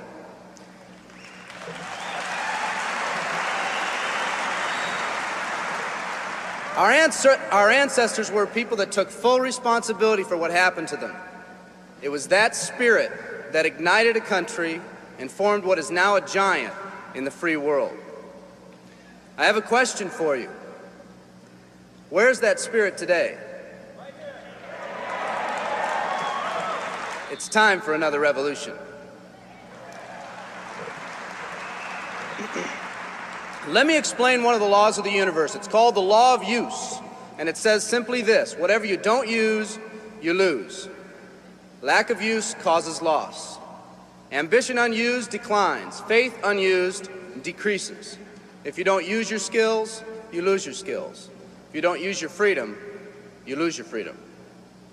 Freedom does not come automatically. It's not attained and then handed down to us as an inheritance. It must be achieved each day. At the turn of the century, in the year 1900, less than 10% of us worked for other people or the government. Over 90% of us were self-employed. We were an independent people. In 1980, only 80 years later, over 90% of us worked for the other people or the government. Less than 10% of us were self-employed. We changed from an independent people to a dependent people. We'd slowly shifted from a people who took full responsibility for everything that happened to them to a people who've become talented and practiced at the art of blaming others for their problems.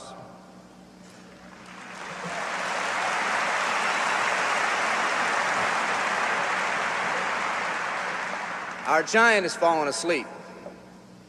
Our forefathers didn't say, who's going to take care of me? They simply said, all I ask is the opportunity to be free and the ability to take care of myself and my family.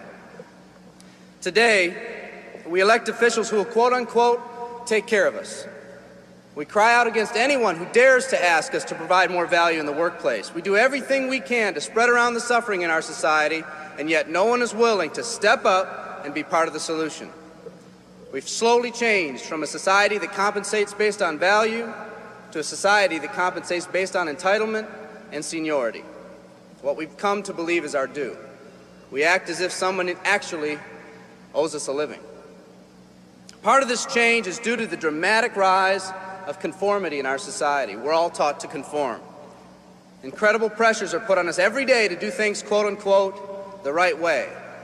And yet no one asks the question, is this really the right way? A man once said, I'm just a collection of mirrors reflecting what everyone expects of me. We live our lives to please those around us, and the scary thing is, the people around us are doing exactly the same thing. Psychologist Rollo May calls us outer-directed people. We don't act, we only react. We seek not to be outstanding, but to fit in. We're able to respond, but not to choose. Perhaps that's why a wise man once said, the mass of men lead lives of quiet desperation. In order to change, we need to become inner-directed people. People with our own purpose. People who are not easily swayed by the opinions of others. And that's difficult because from a very early age, we look to the opinions of others to orient ourselves and to validate our decisions and our actions. Nietzsche said, we need more strong people in this world because the weak, by their sheer mass, are forcing weak ideals and weak values on us all.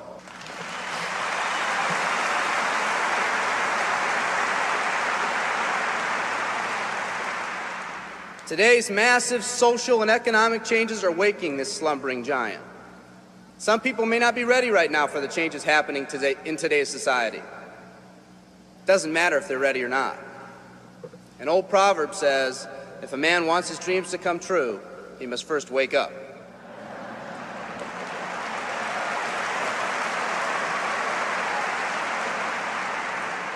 I, for one, am glad for the radical changes in our society because I believe that within that crisis, we will find that independent spirit that once pioneered this country. Some of us are finally ready to change.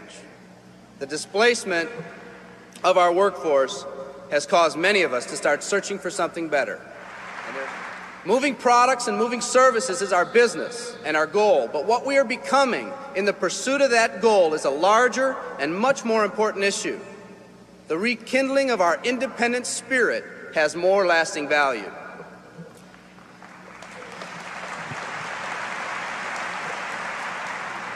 There's no more noble a business than the business that encourages the development of people. Every living organism has one and only one central need in life: to fulfill its own potentialities. The acorn becomes an oak, the puppy becomes a dog, and that's all that's required of the oak and the dog. But the human being's task in fulfilling his or her nature is much more difficult.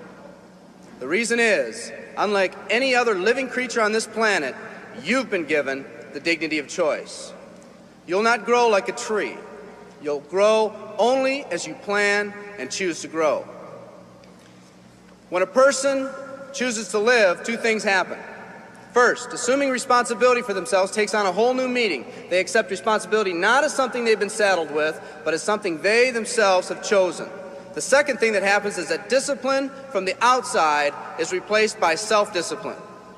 They accept discipline not because it's commanded, because they themselves have chosen what they want to do with their lives.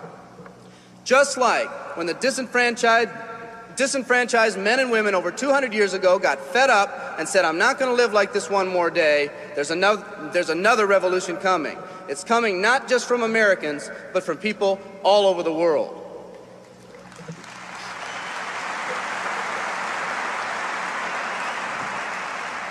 It's coming from people who've been oppressed in meaningless jobs, from people who've been unjustly held back, from people who've been slighted or ignored, from people who've had their hopes crushed time and time again by the circumstances around them, from people who've been playing in a game where the rules weren't the same for everyone, from people whose dreams have almost died by the methodical dripping of negative and pessimistic forces, people who've just been waiting for the right opportunity to present itself, an opportunity that they could hold on to, believe in, a place where people believed in them.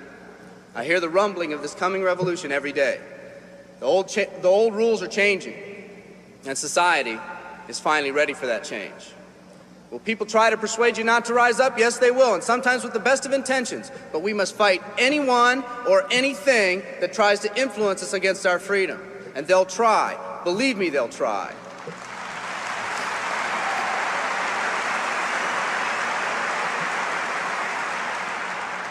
They'll try to suggest you off course, to nudge you off course, to distract you off course. There's another revolution coming, and it's going to be led by a group of unique and courageous people like you.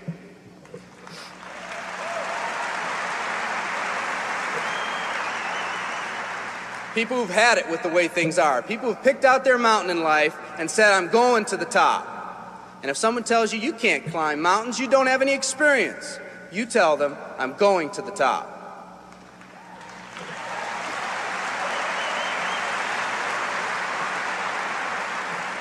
And if your neighbor tells you, come on, choose another mountain, that one's too rocky, what are you going to tell them? And if someone tells you, let's go over here where it's not so steep, what are you going to tell them? And if someone says network marketing, what are you going to tell them? And if your friend tells you, come on, let's climb this one, that one's too slippery, what are you going to tell them? If anyone tells you you can't go up, it's too rocky, too steep, too slippery, you say, listen here, I'm going up. You're either going to see me waving from the top or dead on the side. I'm not coming back.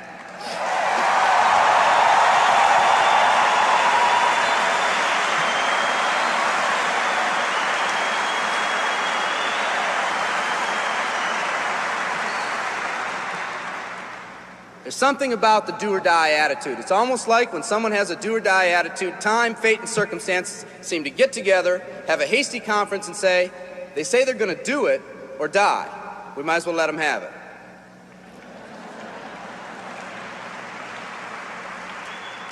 The people in this arena are special. You're special because you've already rekindled that independent spirit. You've already said that you're not going to conform to negative pressures around you. You've all said enough, I've had it, and I'm not living like this anymore.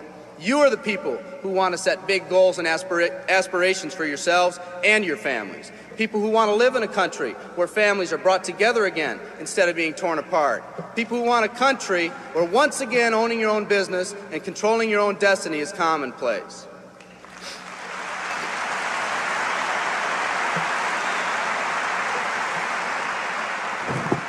People who want a country where every man, woman, and child is treated with equal respect and dignity.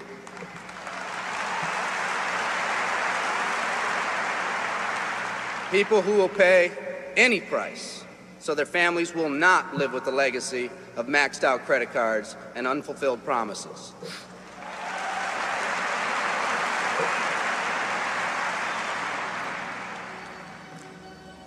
Today, we stand at the genesis of a new revolution, and people like you are going to lead it.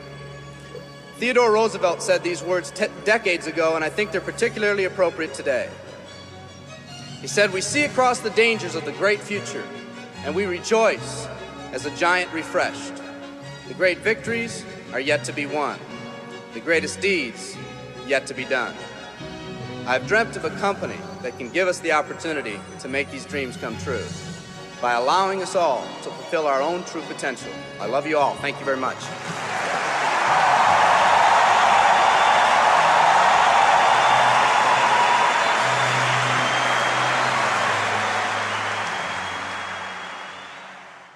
Chapter 7.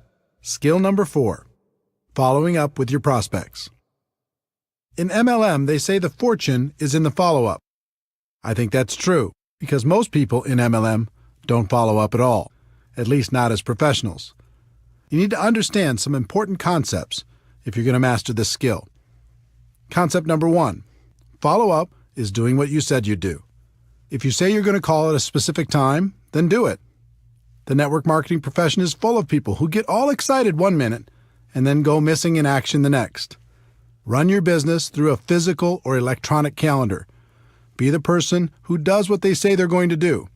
People will respect that. I sold real estate the year before I got involved in network marketing. My father and his partner owned the company. One day I was in the office and a gentleman by the name of Chuck Aycock showed up for a 10 a.m. meeting with my dad.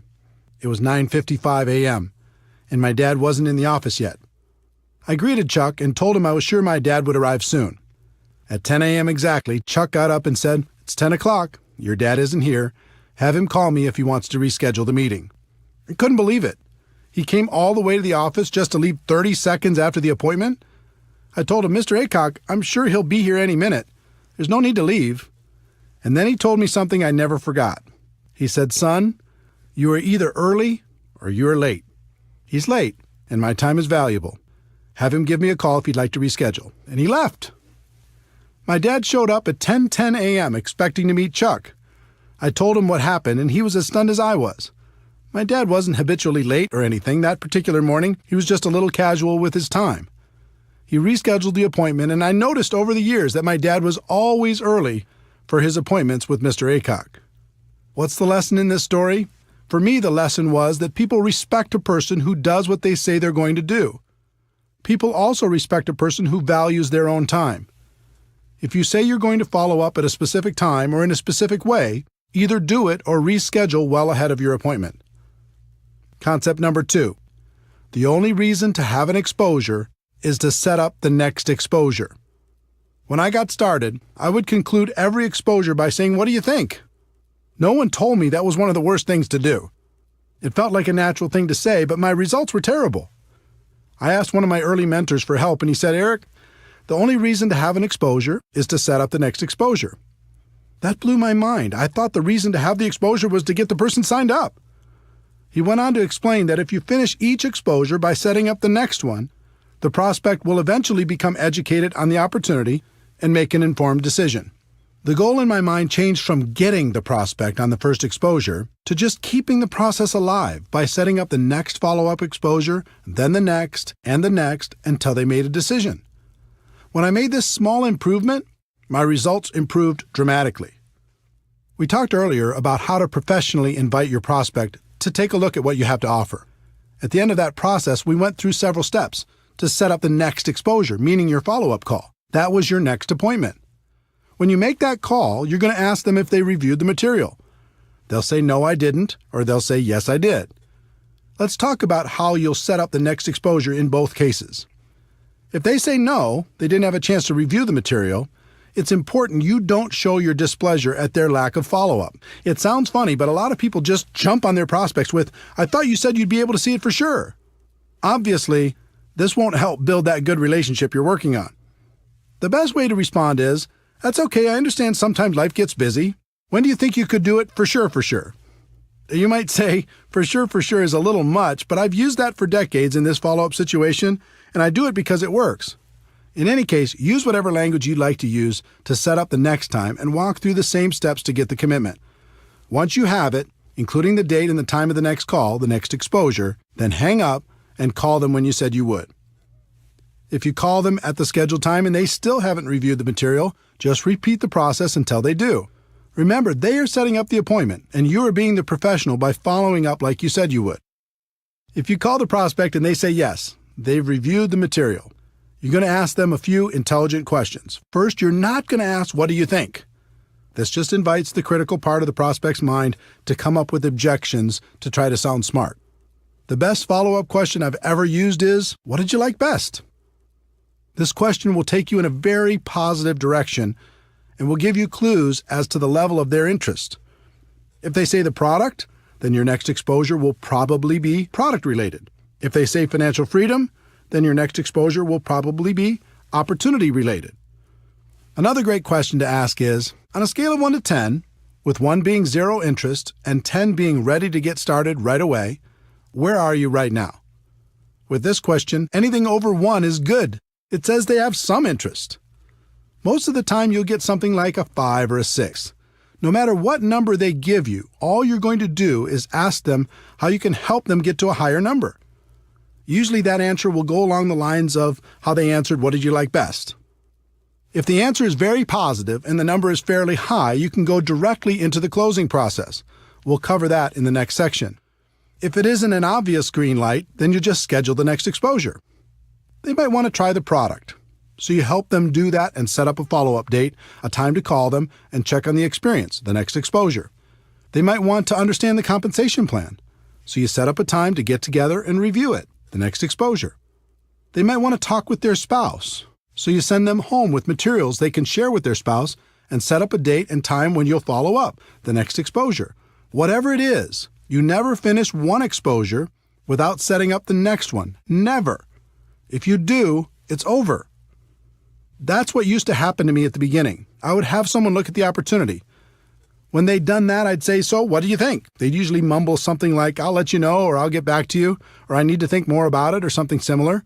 And poof, they were gone. Then when I tried to call them back, I was just bothering them. The whole thing felt uncomfortable. Once I changed to never finishing one exposure before setting up the next one, everything changed for the better. I was being professional. I was in control. The prospect had more respect for me and for the opportunity. All of this happened from this one small change in mindset. Concept number 3. It takes an average of 4 to 6 exposures for the average person to join. When people don't understand that the only reason for an exposure is to set up the next exposure, They put too much pressure on their prospects and on themselves. In the some will, some won't, so what next MLM culture, people hammer on a person once, and if they don't join right away, they move on and never follow up. In many cases, they take it a step further by damaging the relationship with the prospects with their attitude. Professionals understand that it takes an average of 4 to 6 exposures for a prospect to become involved. Their goal is education and understanding. It's hard to educate someone in one exposure, so they take them from exposure to exposure to exposure, knowing it will eventually sink in. Through that process, they also build a stronger relationship with the prospect. They strengthen the friendship. That helps build trust, and people enjoy working with people they like. 4 to 6 exposures is an average, which means that for every person who joins on the first exposure, there's going to be a person who takes more than 10 exposures to join. You just never know. Some of the best people in network marketing were prospected for years before they finally made the decision to take part in the opportunity. Keep your urgency, but have patience. Concept number 4. Condense the exposures for better results. Posers prospect someone once and move on. Amateurs prospect someone through several exposures over time. Professionals condense those exposures into the shortest time possible. People are busy. They're constantly distracted by life. When you're approaching them to take a look at something new, it's important to keep their interest. The best way to do that is to stack the exposures as closely as possible. If you go slow, you might start by having them check out a video, then a few weeks later have them listen to a conference call, then a month later have them attend a webinar, then after another month, invite them to a 3-way phone call with you and another distributor. This slow process is difficult because between each exposure, they tend to get distracted by life. It can almost be like starting over every time. On the other hand, if you have them check out a video, then join a conference call, then try the product, then get on a webinar, then participate in a 3-way call, then come to a live meeting, or whatever combination of exposures you use in your company and do it all in 1 week, you give them the opportunity to really think about how this could change their lives. Questions and objections. At every step in the recruiting process, you'll come across questions and objections. This is natural. A lot of the time, your prospect will just be bringing them up to sound intelligent. They don't want to seem easy, so they throw out objections to feel better. How you respond is extremely important. If you act defensive, you'll plant a seed of doubt in their minds. If you act offensive, you'll chase them away. Remember, our goal is education and understanding. It's not to win an argument. Our job is to help blind people see. When someone brings up a negative question, or if they offer you an objection, all they're really doing is helping you to identify one of their blind spots. It's helpful to know what these are so you can assist your prospects in eliminating them. I'm going to give you some specific tactics to help overcome objections, but the thing I want you to remember and spend more time focusing on are concepts. Tactics come and go. Concepts are timeless. I found that objections fall into one of 2 categories. The first is the prospect's limiting belief in their abilities. They aren't sure they can be successful. The second is a limiting belief in network marketing. They aren't sure network marketing will help them achieve their goals in life. For both categories, one of the best concepts is empathy, how you relate to people. And the best way I know to relate to people is to let them know you're just like they are. You had the same doubts, the same questions, the same fears, and you overcame them. Believe it or not, your story and the stories of others will do more for you in overcoming objections than anything else. There's an old tactic called feel, felt, found. It works with the concept of empathy. When a prospect offers an objection, you respond with, "I know how you feel. I felt the same way. But here's what I found." You can use that quite literally and with great success. You can also modify it based upon your story and your prospect. When prospects have a limiting belief in their abilities, the common objections in this category are, "I don't have the money. I don't have the time. It's not my thing. I'm not a salesperson. I don't know anyone. Or I'm too old, too young, have no experience, etc." Some people teach fancy approaches where you make yourself seem smart and the prospect seems stupid. "You don't have any money? Do you have a cable bill? Do you have a cell phone? Do you ever go out to dinner? You have lots of money. Come on, wake up." Or, "You don't have the time? How long do you want to have that reality in your life?" You have to change if you want your life to change. How does it feel when you hear that? How would it feel if someone were to say it to you? Pretty bad, right? A better approach is to relate to the person and tell your story. When a person tells me, I just don't have the money right now, I respond, I had the same exact challenge. I didn't have enough money to pay my bills, let alone start a new business. But when I thought about it, I realized if I didn't have enough money to pay my bills now, how was I going to change that in the future? I was tired of being behind. I was tired of scrambling. I wanted more out of life. So you know what I did? I found a way. And it was the best decision I ever made. Let me ask you something. If you really felt this was a chance for you to take control of your financial future, do you think you could find a way to make it happen? 9 times out of 10, they would agree they could find a way. Again, forget the exact words and focus on the concept.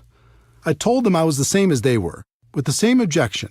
I told them about my pain, and I told them I found a way to solve it. As a result, we bonded. We related to each other. We were in the same boat with the same hopes and dreams. And if I didn't have a personal story that would compare with theirs, I would tell another person's story. There are plenty of stories inside your company that can relate to virtually every situation. So when a prospect tells you their objection, you can say, I know what you mean. I have a friend who had that same exact problem, and let me tell you their story. Can you see how that approach would work with all the objections based on a person's limiting belief about themselves and their lives? The concept is simple, it's proven, and the results are amazing. When people have limiting beliefs about network marketing, this category includes, is this MLM? Is this one of those things? Is this a pyramid scheme? I'm not interested in MLM. I don't want to bother my friends. And how much are you making? Let's start with the one that strikes fear into the hearts of most people in our profession. Is this MLM? Or variations like, is this one of those things? Or is this a pyramid scheme? Or I'm not interested in MLM. Some people go a little crazy when they hear this question. They say, pyramid scheme, like every corporation in the world, like the government? You mean that? Instead of going crazy on your prospects, it's important to understand where this question comes from. My experience has shown me that they usually knew someone who joined with no success, or else they've done it themselves. Usually they just purchased a virtual lottery ticket like I described earlier and it didn't pay off. This scenario represents well over 90% of the people who will ask this kind of question. The rest of them have heard of opportunities like this and are rightfully skeptical of the promise of getting rich quick. If they ask this kind of question with any sort of emotion, I know they've been involved at some point. So I say, wait a minute. You have a story. What happened? Were you involved in network marketing at some point? Then just let them tell you their story. It opens them up. It lowers their defenses. And it allows you to ask some questions about their experience. Let me give you a typical example. I'm going through my invitation process when the prospect says, wait a minute, is this MLM? And they say it with emotion. I reply, oh, you have a story. Did you try it out at some point? What happened? They say, yeah, I joined a company a few years ago, bought some product, and lost my money. I reply, what do you think was the reason you didn't have success? They say, well, my friend talked me into it. I didn't have a lot of time, and I thought more people would join right away, but they didn't. I guess I just lost interest. I reply, do you think you really gave it a fair shot? They say, no, not really. I reply, do you think network marketing was the problem, or do you think maybe your timing wasn't right? They say it was probably the timing. Do you see the dynamic? I've had thousands of these conversations, and they're all slightly different. But if you ask some questions and are friendly through the process, you have a strong opportunity to help them get rid of their blind spot and take a look at what you have to offer. In addition, you can relate to them by saying you had the same objection initially and telling them how you overcame it. If someone uses the word pyramid with me, I always say, oh no, pyramid schemes are illegal, and I would never be involved with something illegal. For people asking this with emotion attached, I usually respond with, yes, this is network marketing. Do you know anything about it? Again, I'm asking questions and waiting for answers. From those answers, I ask more questions, and through the process, I can achieve my goal of education and understanding. I don't want to bother my friends is slightly different. Again, I relate to them by telling my story or somebody else's story. And then I ask questions like, what makes you think you'd be bothering your friends? If you truly believed in the product, would you let your friends know about it? And if I could show you how we can share this product with others without it feeling or sounding like a sales pitch, would that help you? The last in this category is, how much are you making? If you're making money already, this is a great question. If you're not, your answer depends on how long you've been involved. If you're brand new, you can tell them you're just getting started. If you've been around for a while and not making big money yet, You can tell them you're working part-time and are really excited about your future. You could also say that you're excited about your future with this company because you knew things weren't going to change if you didn't do something to change them. The other way to answer it is to tell your story and then tell stories of people you know who are making good money. You can even suggest setting up a phone conversation with those people so they can feel more comfortable about the opportunity. All of this takes practice, but if you get the concepts down, you'll find it becomes easy. And the other thing that should encourage you is you'll only have this handful of the same objections for the rest of your career. There's nothing new here. What I've listed in this section is about all there is. Remember, our goal is education and understanding. This is a part of the process that makes that goal a reality.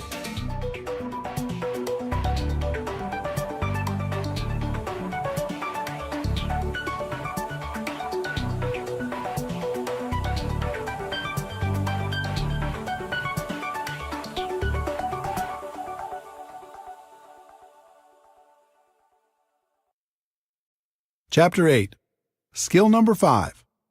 Helping your prospects become customers or distributors. This skill is a natural byproduct of following up professionally. If you walk through exposure after exposure, our goal of education and understanding will be accomplished. But that doesn't mean the prospect will come out and ask you for an order form or an application. It's your job to get them to a decision. The key to success in this area is a combination of having good posture and asking good questions. Good posture means the way you carry yourself. Your words and actions will help your prospect feel more confident about joining your opportunity, or they'll plant seeds of doubt. In my early years, my posture was terrible. I was trying to get people instead of pursuing the nobler goal of education and understanding. And the prospects could feel my intentions. I was very emotionally attached to the outcome. You could even say I was needy. Every time I got to this part of the process, I really wanted it. Again, the prospect could feel my emotional attachment, and that usually scared them away.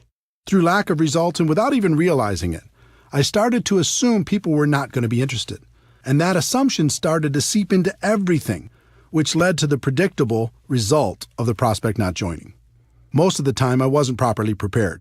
I didn't have applications, startup materials, or whatever else was necessary. Think about the subconscious impact this had on my prospects. It seemed just about everything I did projected a lack of belief and a lack of professionalism. Instead of asking questions and listening intently to the answers, I just talked and talked and talked. I was more focused on being interesting than being interested. Prospects don't like that. No one does.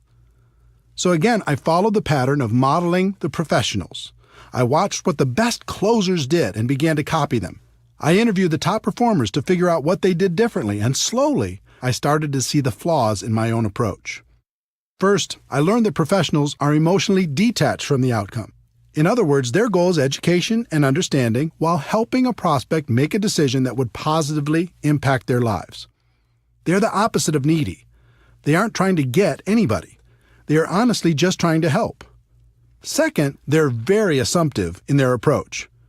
They expect the person to join because their belief that the opportunity would benefit the prospect is so strong. They're rock solid. Many of them are sincerely shocked when a person decides not to get involved. Third, it was interesting to learn they promoted themselves as much as they promoted the product or the opportunity. What I mean by that is they helped the prospect make the decision by saying, "You get me." When they promoted themselves, it isn't like, "I'm going to do everything for you." It was more like, "We have a great product and a great opportunity, but I'm going to take this thing to the top and we can do it together." This gives people great comfort in knowing that they don't have to learn everything on their own. Fourth, they are always prepared. Always. They have everything they need to get a person started right on the spot. And fifth, they ask question after question after question and are great listeners. They act like a consultant helping a person with a problem. The best consultants in the world have to ask a bunch of questions before they can offer a solution. Network marketing professionals use questions as their most powerful tool. As you can imagine, it took me a while to figure all of this out, and that was just half the battle. It's one thing to have the information, and it's another thing to put it into action. I wasn't as talented as the pros, but I could model what they did, so I just started to act like they acted. I acted emotionally detached. I really wasn't at the beginning. I started to act very assumptive, that people would join. I really wasn't at the beginning. I started to tell people, and you get me, even though I didn't think that was such a huge benefit at the beginning. I was always prepared. I started to ask lots of questions, focusing more on being interested than interesting. And as time went on, I acted less and less and believed more and more. The same can happen for you. Let's talk about questions. If you were a consultant and your job was to figure out if an opportunity was a good fit for your client, what would you do? You'd ask questions, right? In working to help a prospect make a positive decision about your opportunity, you're going to do the same thing. But instead of asking, "What did you think?" which leads nowhere, learn to ask questions that lead in a positive direction. Did it make sense to you? What did you like best about what you just saw? Pretty exciting, isn't it? Can you see how this could be an opportunity for you? Of these examples, the one I use most is, what did you like best? The answer to that question is almost always positive, and it gives you clues as to the area in which they're most interested. Then I like to say, let me ask you a question on a scale of 1 to 10, with 1 meaning you have 0 interest and 10 being you're ready to get started right now. Where are you? They'll give you a number. And it's usually obvious from their number that they either need more information before they'll make a decision, or they're leaning towards getting started now. If you feel they need more information, just guide them to the next exposure that will help them the most. But if you feel they're ready to get started, then ask a series of 4 questions. This 4-question close has produced strong and consistent results over the course of my career. If you learn it and use it, you'll be amazed at how many people you can help. Question number 1. Based upon what you've just seen, if you were to get started with this company on a part-time basis, approximately how much would you need to earn per month in order to make this worth your time? Instead of asking this question, most distributors say things like, "How'd you like to make $10,000 a month?" Don't do that. Instead of prescribing what you think they want, just ask them what it would take to make it worth their time and wait for their answer.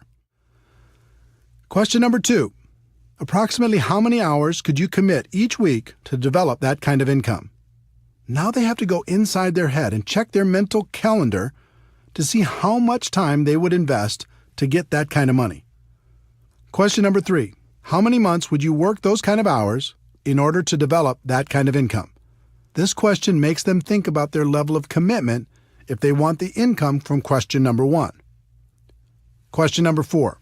If I could show you how to develop an income of, their answer to question number 1, per month, working, their answer to question number 2, hours a week over the course of, their answer to question number 3, months, would you be ready to get started? Most of the time, you'll get a positive answer to this question. And when people say, "Sure, show me how," you can pull out your compensation plan and sketch out a reasonable game plan to achieve their goals. There are rare occasions when people will give you unrealistic numbers. They might say they want $10,000 a month working 2 hours a week for 1 month. Doesn't happen often, but it does happen.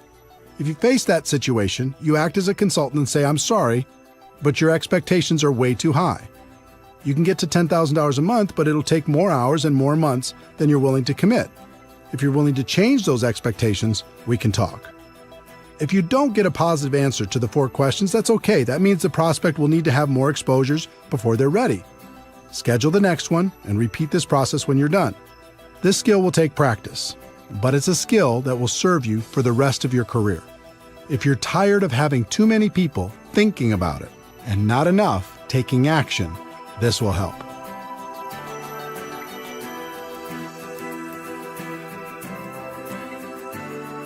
Chapter 9. Skill number 6. Helping your new distributor get started right.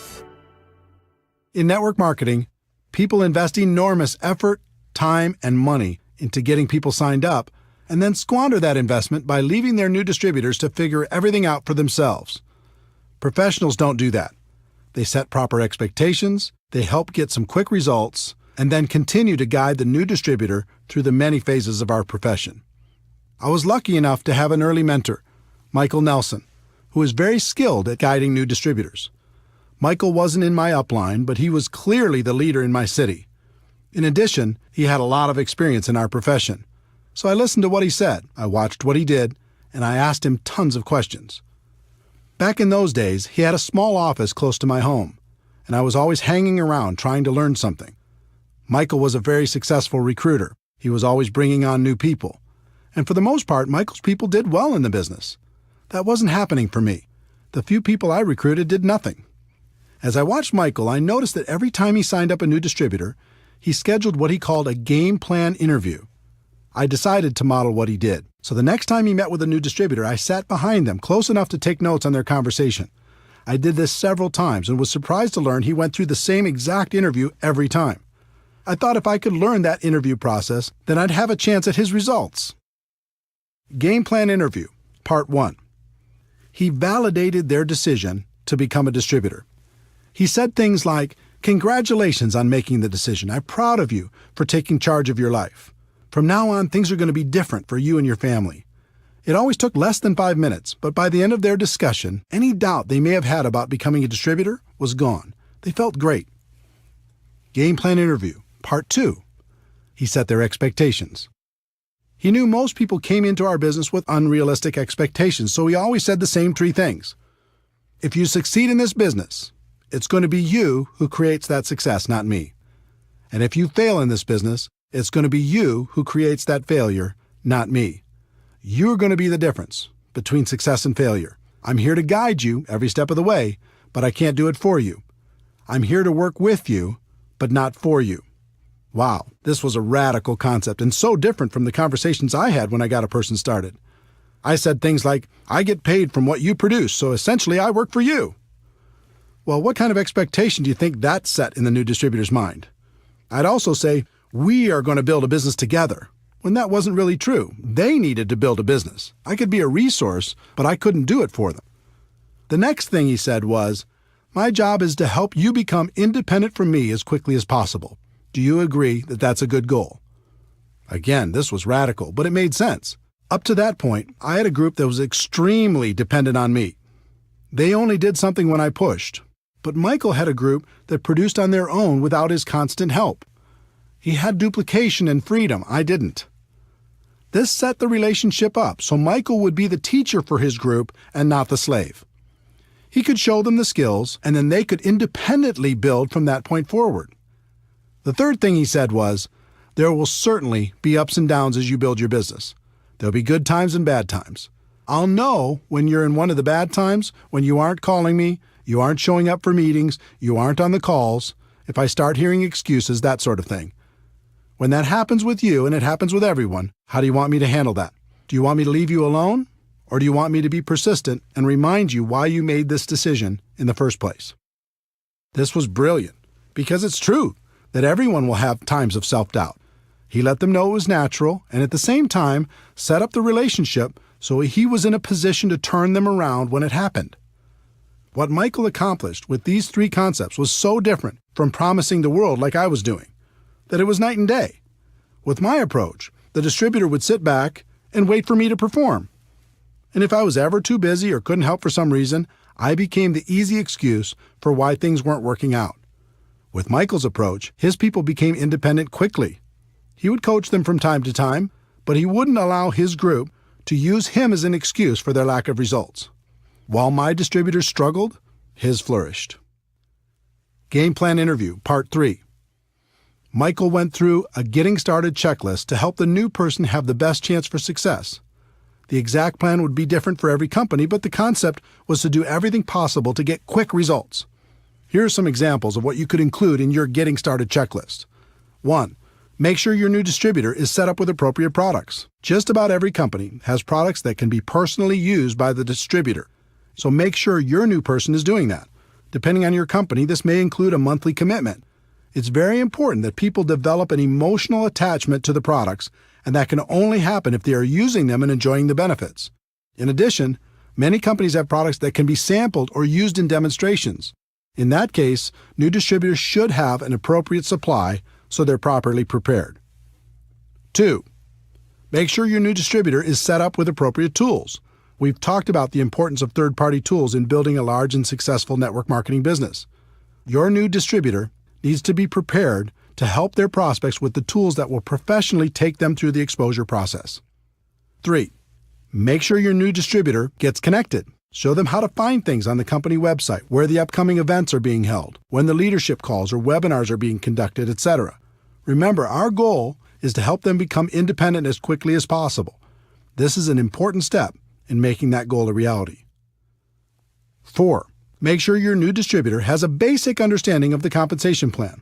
They don't need to know it in detail at the beginning, but they should at least understand the key points and what will happen financially as they move through the first few levels. 5. Make sure your new distributor has a fundamental understanding of how to properly invite their prospects to understand more about what they have to offer. You can save them from running out there and talking their heads off with little or no results by giving them a brief overview of how and why a professional invitation process works. Game Plan Interview, Part 4. Michael helped the new distributor create a game plan to get through the first few ranks and challenged them to do it quickly. He understood and helped me to understand that it was a race to help a person get results quickly. If they received early positive reinforcement, they'd continue, and if they didn't, they had a tendency to fade away. Every company is different, so this game plan will also be different, but think about the simple actions you can encourage people to take during the first week to get the best possible results. How can they get their first customer? How can they get their first distributor? Can you encourage them to attend their first company event? What steps can you take to help them earn their first commission check? Success in network marketing wasn't real for me until I earned that first check. When it arrived, everything changed for me. I started to really dream about creating a better life for myself and my family. Helping your new person get off to a quick start is vital. Game Plan Interview, Part 5. Michael always ended by giving some specific assignments. One thing I've learned is new distributors crave direction, and they respond incredibly well to simple assignments. Michael always ended by giving those assignments along with a deadline for them to be completed. He told his new distributor to get back to him by a specific date. It's just like the exposure prospecting process. You go from exposure to exposure, but it doesn't end until they become distributors. The professionals continue to go from exposure to exposure, assignment to assignment. The purpose of all this is to help the new distributor get over the line. When someone gets started, there's always a line between success and failure. On one side of the line, it's easier to quit than continue. On the other side of the line, it's easier to continue than to quit. What can help a person get over the line? Signing up their first customer, signing up their first distributor, getting their first commission check, attending a big company event, making friends inside the organization, proclaiming their intentions to the world, getting promoted to a new level, being recognized for some sort of achievement. There are hundreds of other things that can contribute to a person getting over the line. As a sponsor, your job is to help them get over the line and stay over the line. And the line never really goes away. It's always there. And you as a leader need to be constantly aware of where your people are emotionally. This way you can continue to encourage them to never let go of their dreams.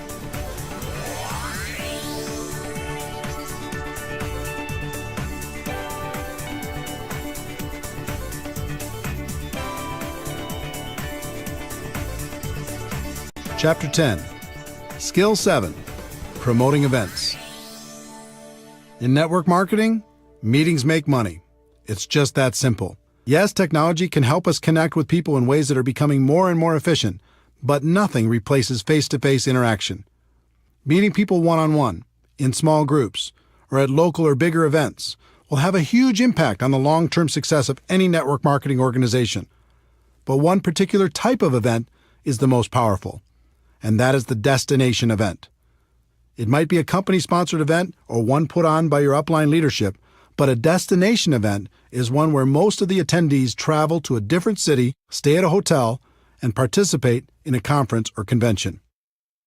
Some try to argue that the destination event is dead in the new technology world and people won't travel for these things anymore. All I can tell you is those people aren't top earners in our profession. If you study what the successful people do to build their network marketing organizations, you'll find that virtually every one of them uses destination events as a cornerstone for building their business. There's something magical about getting away from your day-to-day grind and focusing completely on your dreams. Total immersion, even if it's only for a weekend, is good. You can use it to refocus and recommit to your future and gather the strength necessary to go back home and do what's necessary to move your business forward. You gain strength from the presentations you hear during the event. Sometimes a person says something at just the right time in your life and it changes you forever. Over 20 years ago, I was at a convention when a guy by the name of Johnny Daniel said, "You can tell the size of the man by the size of the problem that gets him down." That statement went right into my heart and has helped me ever since. If I ever get sad or depressed, something inside me says, "Is this the size of Eric?" I answer no, pick myself up, and get moving again. I've had hundreds of those moments over the years at destination events. I gave up blaming at an event. I decided to become a professional at an event. I realized no one could stop me at an event. I decided to go to the top at an event. In fact, as I think back, I can't think of a single significant moment in my network marketing career that didn't happen at an event. They're that powerful. In addition to gaining strength from the presenters, you'll also receive incredible validation of your decision to be involved. It's a concept called social proof, and it's very important. As human beings, we're wired to seek proof from sources outside of our own thoughts and experiences. At a destination event, you'll see lots of other people who've made the same decision you have, and that feels good. Also, you'll see how some of them have overcome their fears and gone to the highest levels in your company. You start to think, if they can do it, maybe I can do it too. There's also some positive peer pressure involved. Most destination events include recognition programs: who won the contest, moved to the next rank, earned the top income, or spoke from the stage. When I went to my first event and I saw all the people walking across that stage, I had one thought: the next time, I'll be walking across that stage. It was inspiring that so many people had accomplished what I hadn't done yet. It made me think I could do it, and it made me work on a plan to make it happen.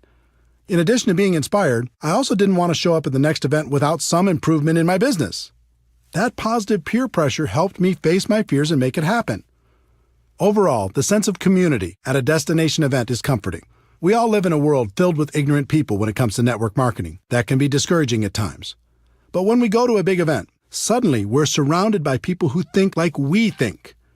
They have similar beliefs, hopes, dreams, aspirations, and positive attitudes. Spending time with this amazing group of people can literally fill us back up again, so we have strength for the next push. Once you understand how important destination events are to the success of your business, you need to learn how to effectively promote them to your organization. It's really simple. The more people from your group attend events, the more money you're going to make in our profession. Top leaders know exactly how many people are attending, and they make sure to grow that number at every new event. Think about it. Take two distributors, who each have a group of 100 people. Distributor A makes it a priority and gets everyone to attend every major destination event. Distributor B doesn't make it a priority, so only a handful attend. Which group is going to be more successful? It's not even a contest. The first step in developing a culture that promotes attendance at destination events is to personally be more committed than anyone else to attending and helping others make the same decision. That means you need to lead by example and never miss a destination event. When I first started in this profession, I didn't know how I was going to do it. I didn't have the money, and I couldn't afford the time. I had the same obstacles as everyone else. But something happened to me at my first event that changed everything. I scraped up enough money to get there, and it was a mind-blowing experience.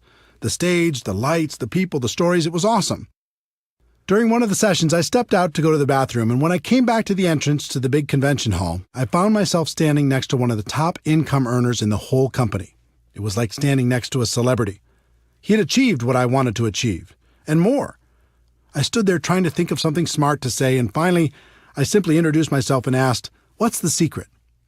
Now, today I know there isn't a secret, and he could have said the same thing to me, but instead, he had a little compassion and gave me an important lesson that serves me to this day. He said, "Eric, do you see this room? It holds about 2,000 people.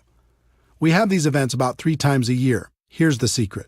At the next event, half of these people won't come back, but the other half that does will be making about twice the average of everyone else in the room.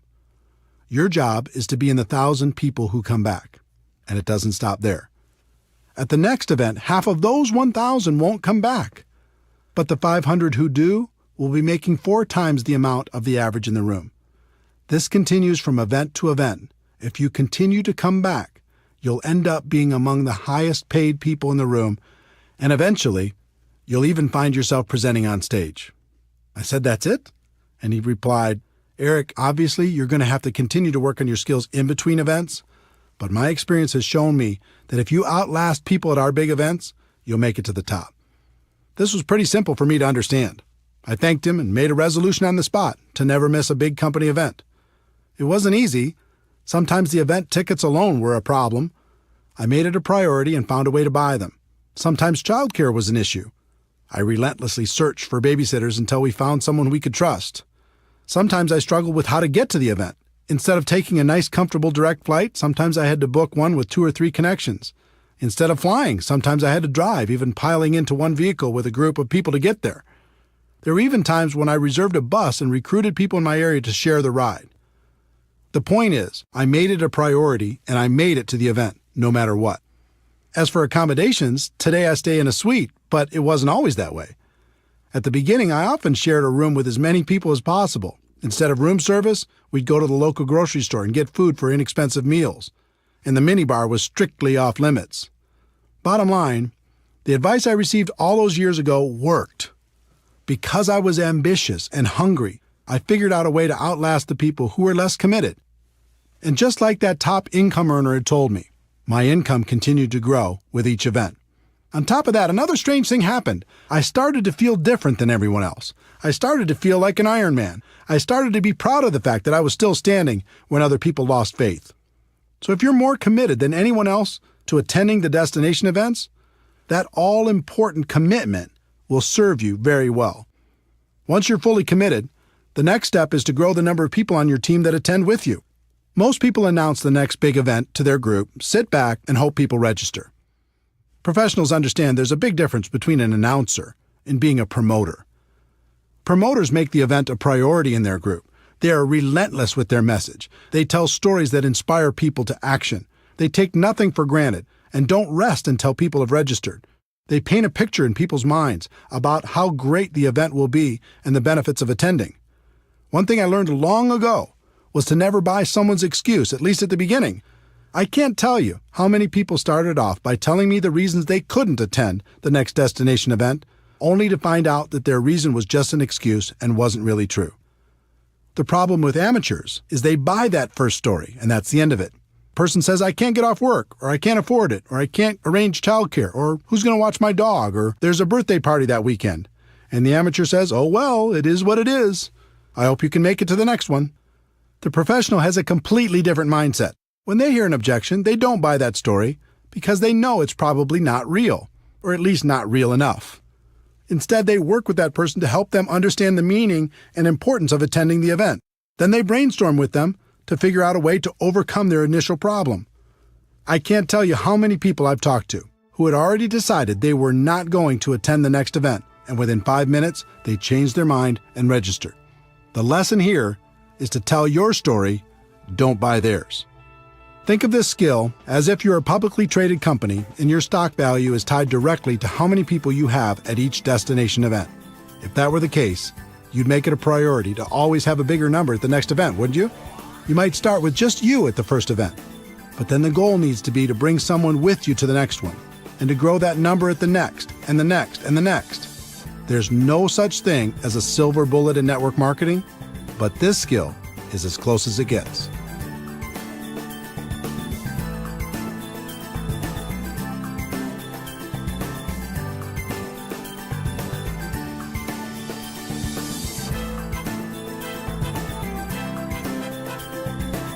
Chapter 11. Anything worthwhile takes time. If a person starts a traditional business, they expect to break even in their first year and possibly pay back their initial investment in the first 5 years. But when a person starts a network marketing business, they expect to get their money back in the first month, make a profit in their second month, and get rich by the third month. And when that doesn't happen, they blame network marketing. It's like people don't want the laws of the business world to apply to network marketing. We do have a better way, but we're not selling magic beans here. Anything of value takes time to develop. I learned a great lesson early in my network marketing career. From time to time in your life, your income might take a lucky jump. You might be in the right place at the right time. But if you don't quickly grow as a person to that new higher level, your income is going to come back down to the level of who you really are. In the end, you only get to make what you are. How many people do you know that hit it big and lost it all? I learned this lesson the hard way in my first few months in MLM. Back in 1988, I joined a company that had a $5,000 upfront package, which paid the sponsor between $1,200 and $2,400 depending on their level. Although I'm glad most of those big money packages have left our profession, back then a person could make some pretty big money fast. In my first month with that company, I earned approximately $7,400. If you remember, my strategy was to quickly call my dad's friends before he could get to them. I was ecstatic. In my second month, I earned about $12,200. Unbelievable. But then reality kicked in.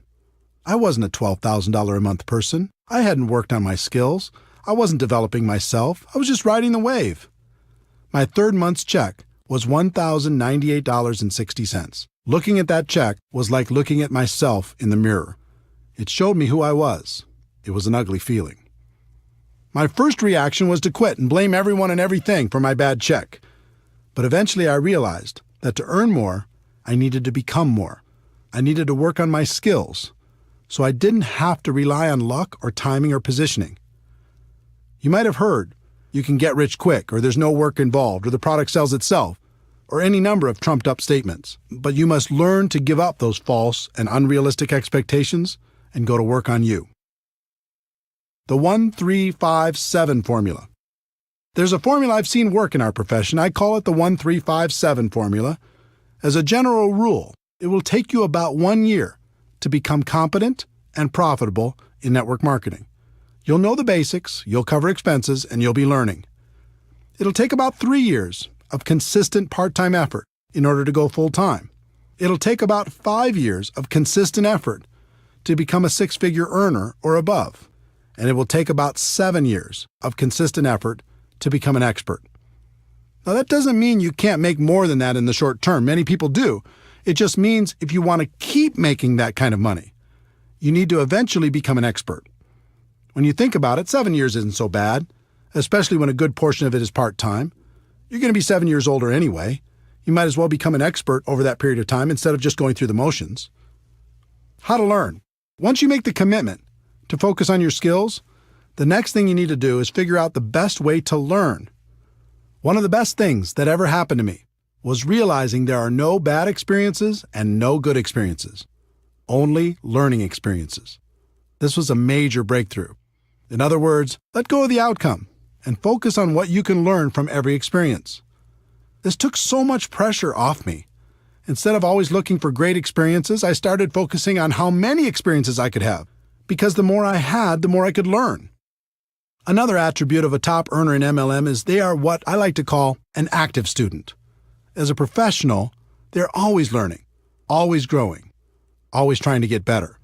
Lou Holtz said it best. In this world, you're either growing or you're dying, so get in motion and grow. I think that's true. Never stop learning. Model successful behavior. Try to avoid reinventing the wheel when you get involved in this profession. The hard work has already been done. No matter what company you're in, it's easy to find someone who's very successful.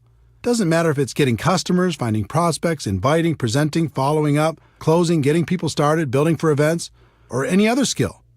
There are people in your company right now who have them mastered. And unlike other professions, the successful people in your company are eager to share their secrets. All you need to do is model their behavior, and you can begin to enjoy their results. Study. Audio programs got me started. Back in 1988, someone gave me a bootleg copy of a talk Jim Rohn gave to the Shackley Company. It was called The Seed and the Sower, and it rocked my world. I bet I listened to that audio cassette in my car 500 times. From there, I did some homework on Jim Rohn and purchased his Challenge to Succeed audio program. Jim Rohn gave me hope, but more than that, he gave me direction in my continual personal development. That audio program launched my personal development journey. Through the years, I continued with dozens of different audio programs, all incredibly helpful in keeping my mind right. There's something magical about audio. It whispers in your ear, reminding you of your dreams, of your potential, and how to get there. In addition, it's repetitive. You probably won't read a book over and over, but you'll listen to an audio program over and over, especially if it's entertaining. And it seems like each time it's different, and it is because you're different. Jim Rohn also taught me to be a reader. No matter what you're trying to learn, there's someone who's devoted their entire life to the subject and is offering it to you for pennies. Take them up on that offer. In our electronics-focused, attention-deficit society, fewer people seem to read books. That's not true for leaders. Ask the top-earning distributors if they're readers. More importantly, ask them what they're reading. I wasn't much of a reader before I became a network marketing professional, but since 1988, I've read an average of about 4 books a month. Those books have shaped my life and my career for the better. Commit to just 10 pages a day, and you can read a 300-page book in a month. That's a great start. Video. Video is another source of great learning. Sometimes I like to watch training programs instead of just listening. It's part of the reason I decided to use video as my main focus at networkmarketingpro.com. I found if I created a short video with interesting information every day, people receive tremendous value. If you'd like to check out hundreds of free videos, you can go to networkmarketingpro.com. It's free. Online. The internet has changed the way we learn and gather information. You can take advantage of online tutorials, watch online videos, attend online webinars, or even watch events live with streaming technology. Events. The best way I know to really internalize life-changing information is to attend live events. As I've already told you, most of my defining moments have come from events. On one side, there's always good information for a person who's listening. On the other side, when you eliminate all of the other distractions in life and just focus, like you do at an event, you have a chance to really hear. Both sides are good. Be careful of distractions.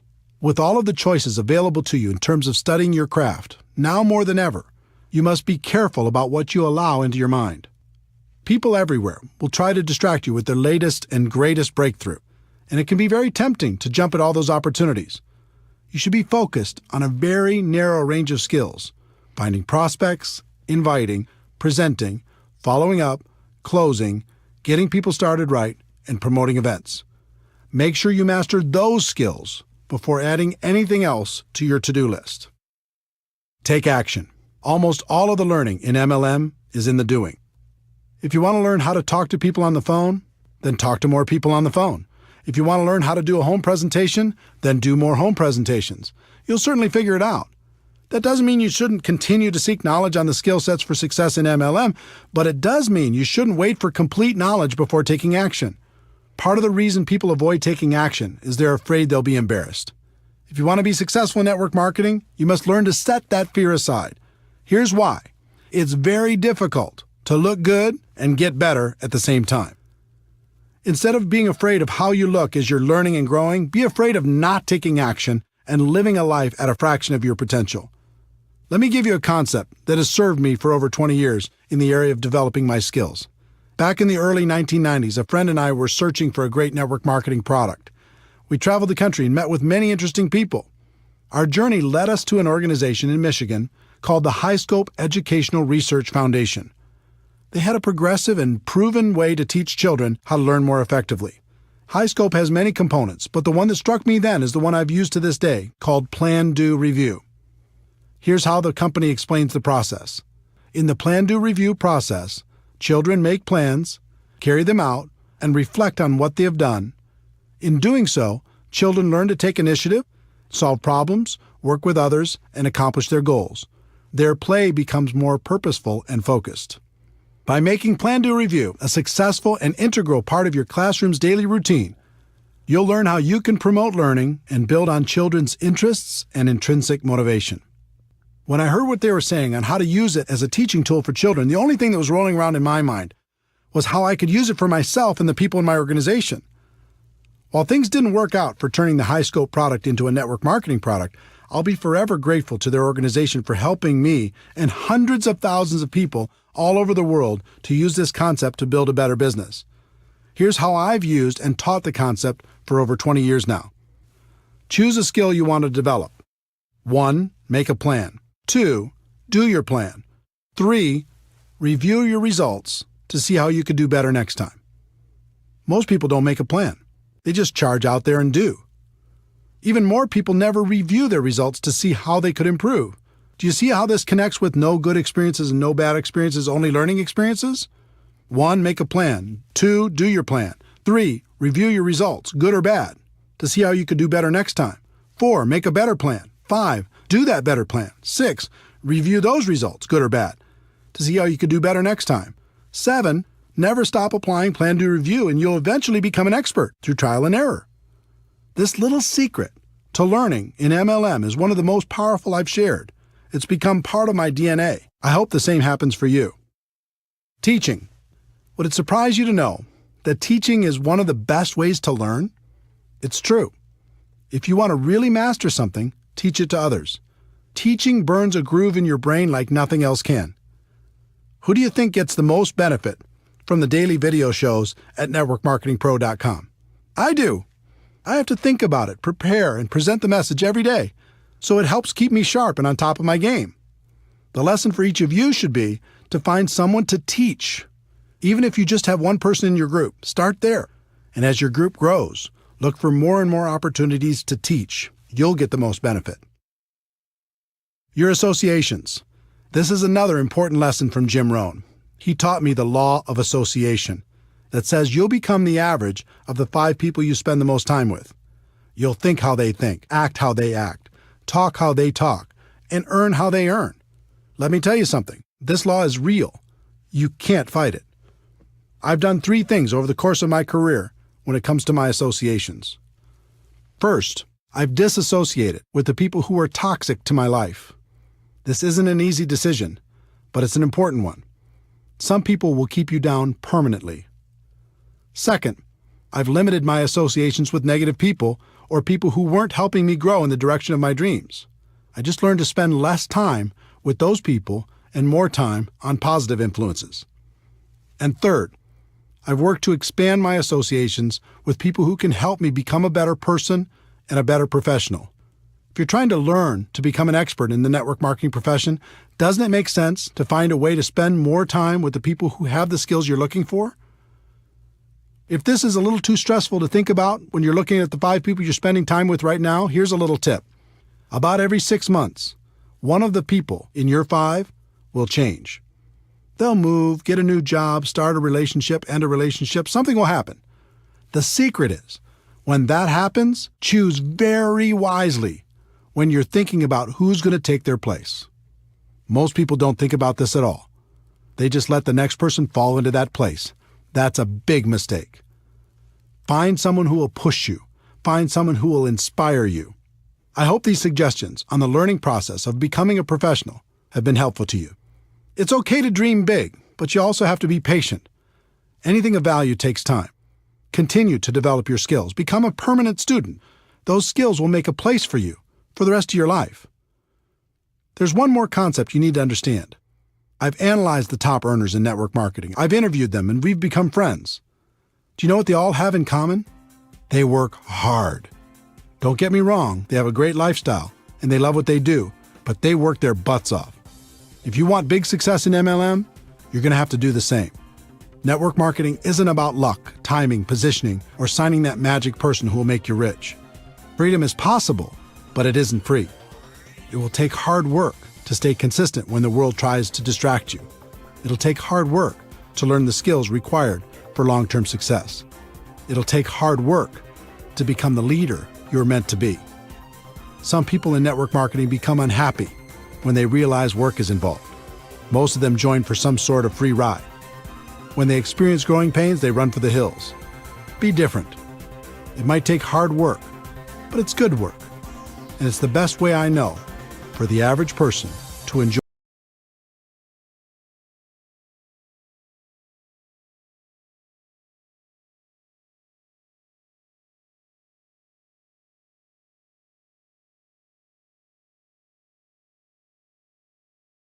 Network marketing can be challenging. It's an emotional experience. The ups and downs can be dramatic. But in the end, for so many reasons, it's all worth it. The career you'll create. If you decide to become a network marketing professional, you'll not only create an income for yourself, but you'll create a career. I think about this a lot. Consider the skills required to be a doctor, a lawyer, a big company CEO, or even a world-class musician.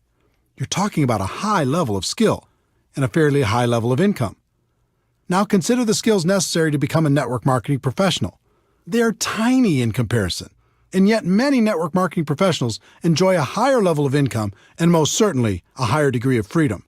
If you look at any career, there's a barrier of entry, how hard it is to get in, and a long-term benefit, what you get if you do get in. For example, a doctor might have 12 years of school plus an internship. That takes intelligence some of us don't have, money some of us don't have, or even possibly contacts some of us don't have. At the end, they get to enjoy a long-term benefit, although many of them would say the benefit wasn't worth the investment. There's always a ratio between the barrier of entry, and the long-term benefit. There's no question in my mind that of all the professions in the world, the profession of network marketing has the best ratio when you compare the low barrier of entry with the high long-term return. One of the best decisions in my life was making a career out of network marketing instead of just messing around. Becoming a professional made all the difference, and now it's great fun to spend a good portion of my time helping other people do the same thing. The freedom you'll enjoy. Freedom is an interesting word. When it comes to work, I think we understand the concept, but not the entire meaning. For me, freedom means having choices. It means living the life I want to live instead of the life other people want me to live. Do you remember the imagination you had as a child? Imagine your life without limits. You wake up when you're done sleeping. You're doing work that is fulfilling and makes you happy. You get to work with people you enjoy. You don't have to compromise all the time. You work when you feel like working, but you also play when you feel like playing. You get to spend tons of time with the people who are important to you. You're living a big life and not wasting away in a box. When you get a clear picture of what freedom is about, you'll find the price you need to pay to achieve it in network marketing is very low. Facing your fears and living a life that's free is easy. Spending the rest of your days living half a life is hard. The lives you'll touch. It's one thing to create freedom for yourself and your family. It's another thing altogether to help someone else do the same. There's so many people struggling in this world. You have the ability to help people see a bigger picture for themselves. You can give hope to the hopeless. You can encourage their dreams. You can provide them with the inspiration necessary to face and overcome their fears. One of my greatest joys is to appear in someone else's testimonial. It's great to hear that someone was lost, and in some small way, I was able to help them find their way. Network marketing allows you to do this on a big scale. Not only can you help one person, but you can help hundreds or even thousands to live a better life. And the exciting thing is, that's just the beginning. It's just like throwing a rock into a pond. When it hits the water, you see the ripples growing larger and larger until they hit every edge of the pond. In network marketing, sometimes you don't see all the ripples. You might be aware of the impact you had on one person's life, and maybe one or two more ripples, but they keep growing whether you see them or not. That's why I do what I do. It's why I wrote this book. I know people will be positively impacted, and that's a stone thrown in the water. But then they'll make a positive impact on others, and the ripples begin. And those people will do the same and over and over and over again. With network marketing, you really can make a difference. The people you'll meet. Network marketing has introduced me to the most amazing people. This profession gives you the chance to not only expand your group of friends, but also to be able to spend more time with them. You'll never find a more passionate group of entrepreneurs in any other profession. These people love life and spend their time lifting each other up. Here's an example of what that means to me and what it can mean for you. You can name virtually any state in the United States or any other country in the world, and a friend instantly pops into my mind. Network marketing has also introduced me to many of my heroes. I've been lucky enough to share the stage and become friends with great people, including Anthony Robbins, Brian Tracy, Dennis Waitley, the late Stephen Covey, Tom Peters, Les Brown, the late Og Mandino, David Bach, Robert Kiyosaki, Harvey Mackay, Art Williams, Ken Blanchard, Tom Rath, Daniel Pink, Mark Victor Hansen, Jack Canfield, Jeffrey Gitomer, Gary Vaynerchuk, Tom Hopkins, and many, many others. On top of all that, I've been able to learn from more million-dollar MLM learners than I could count. All of them have had a positive impact on my life and my career. This profession also helped introduce me to my amazing wife, Marina. I was in Moscow for a big MLM training event, and she was attending that event with her family. Because she could speak multiple languages, she was helping to translate backstage. I was smitten. Our first date was in Red Square at midnight after the event. With the snow softly falling around us, I'll never forget it. We've been together ever since. I'm not saying you'll find the love of your life in MLM, but I am saying you'll find friendships that will last a lifetime. The places you'll see. If you build a large and successful network marketing business, a few things will happen. First, you'll win some trips that will be trips of a lifetime. Second, you're going to need to support your organization as they expand into every territory or country where your company does business. And third, you're going to have enough money and time to go wherever you'd like. It's been said that your life can be measured by the number and intensity of your experiences. If that's true, I've already lived a very long life. I've been to every state in the United States with the exception of Alaska, and I'll remedy that soon. I've also been to about 40 countries around the world. I've gone diving at the Great Barrier Reef in Australia, toured the Hagia Sophia in Istanbul, visited the Twin Towers in Malaysia, boated around James Bond Island off the coast of Thailand, visited the tent cities in Nigeria, ridden the huge Ferris wheel in the port of Singapore, had a private tour of the White House, watched the sunrise on New Year's Day at the Grand Canyon, enjoyed a 30-course meal at the world-famous El Bulli in Spain, cruised through the canals of Amsterdam, ridden a hot air balloon over the Rocky Mountains, rented an entire cruise ship for 2,000 of my friends to sail to the Bahamas, had dinner under the stars at the top of the Hotel de Paris in Monaco, visited my heritage in Norway, sailed the Black Sea off the coast of the Ukraine, witnessed the amazing Sistine Chapel in Rome, golfed at St. Andrews in Scotland, watched a World Cup match in Ireland, and prayed at the Wailing Wall in Jerusalem. All of this and so much more was made possible because I embraced the great profession of network marketing. The same can happen for you. The causes you can contribute to. There are lots of worthy causes. You might want to give to your parents or someone else in your family, or to an organization that means something to you. In 2011, I asked Harvey Mackay, best-selling author, as well as a wildly successful businessman and community activist, for his secret to success. He told me his story.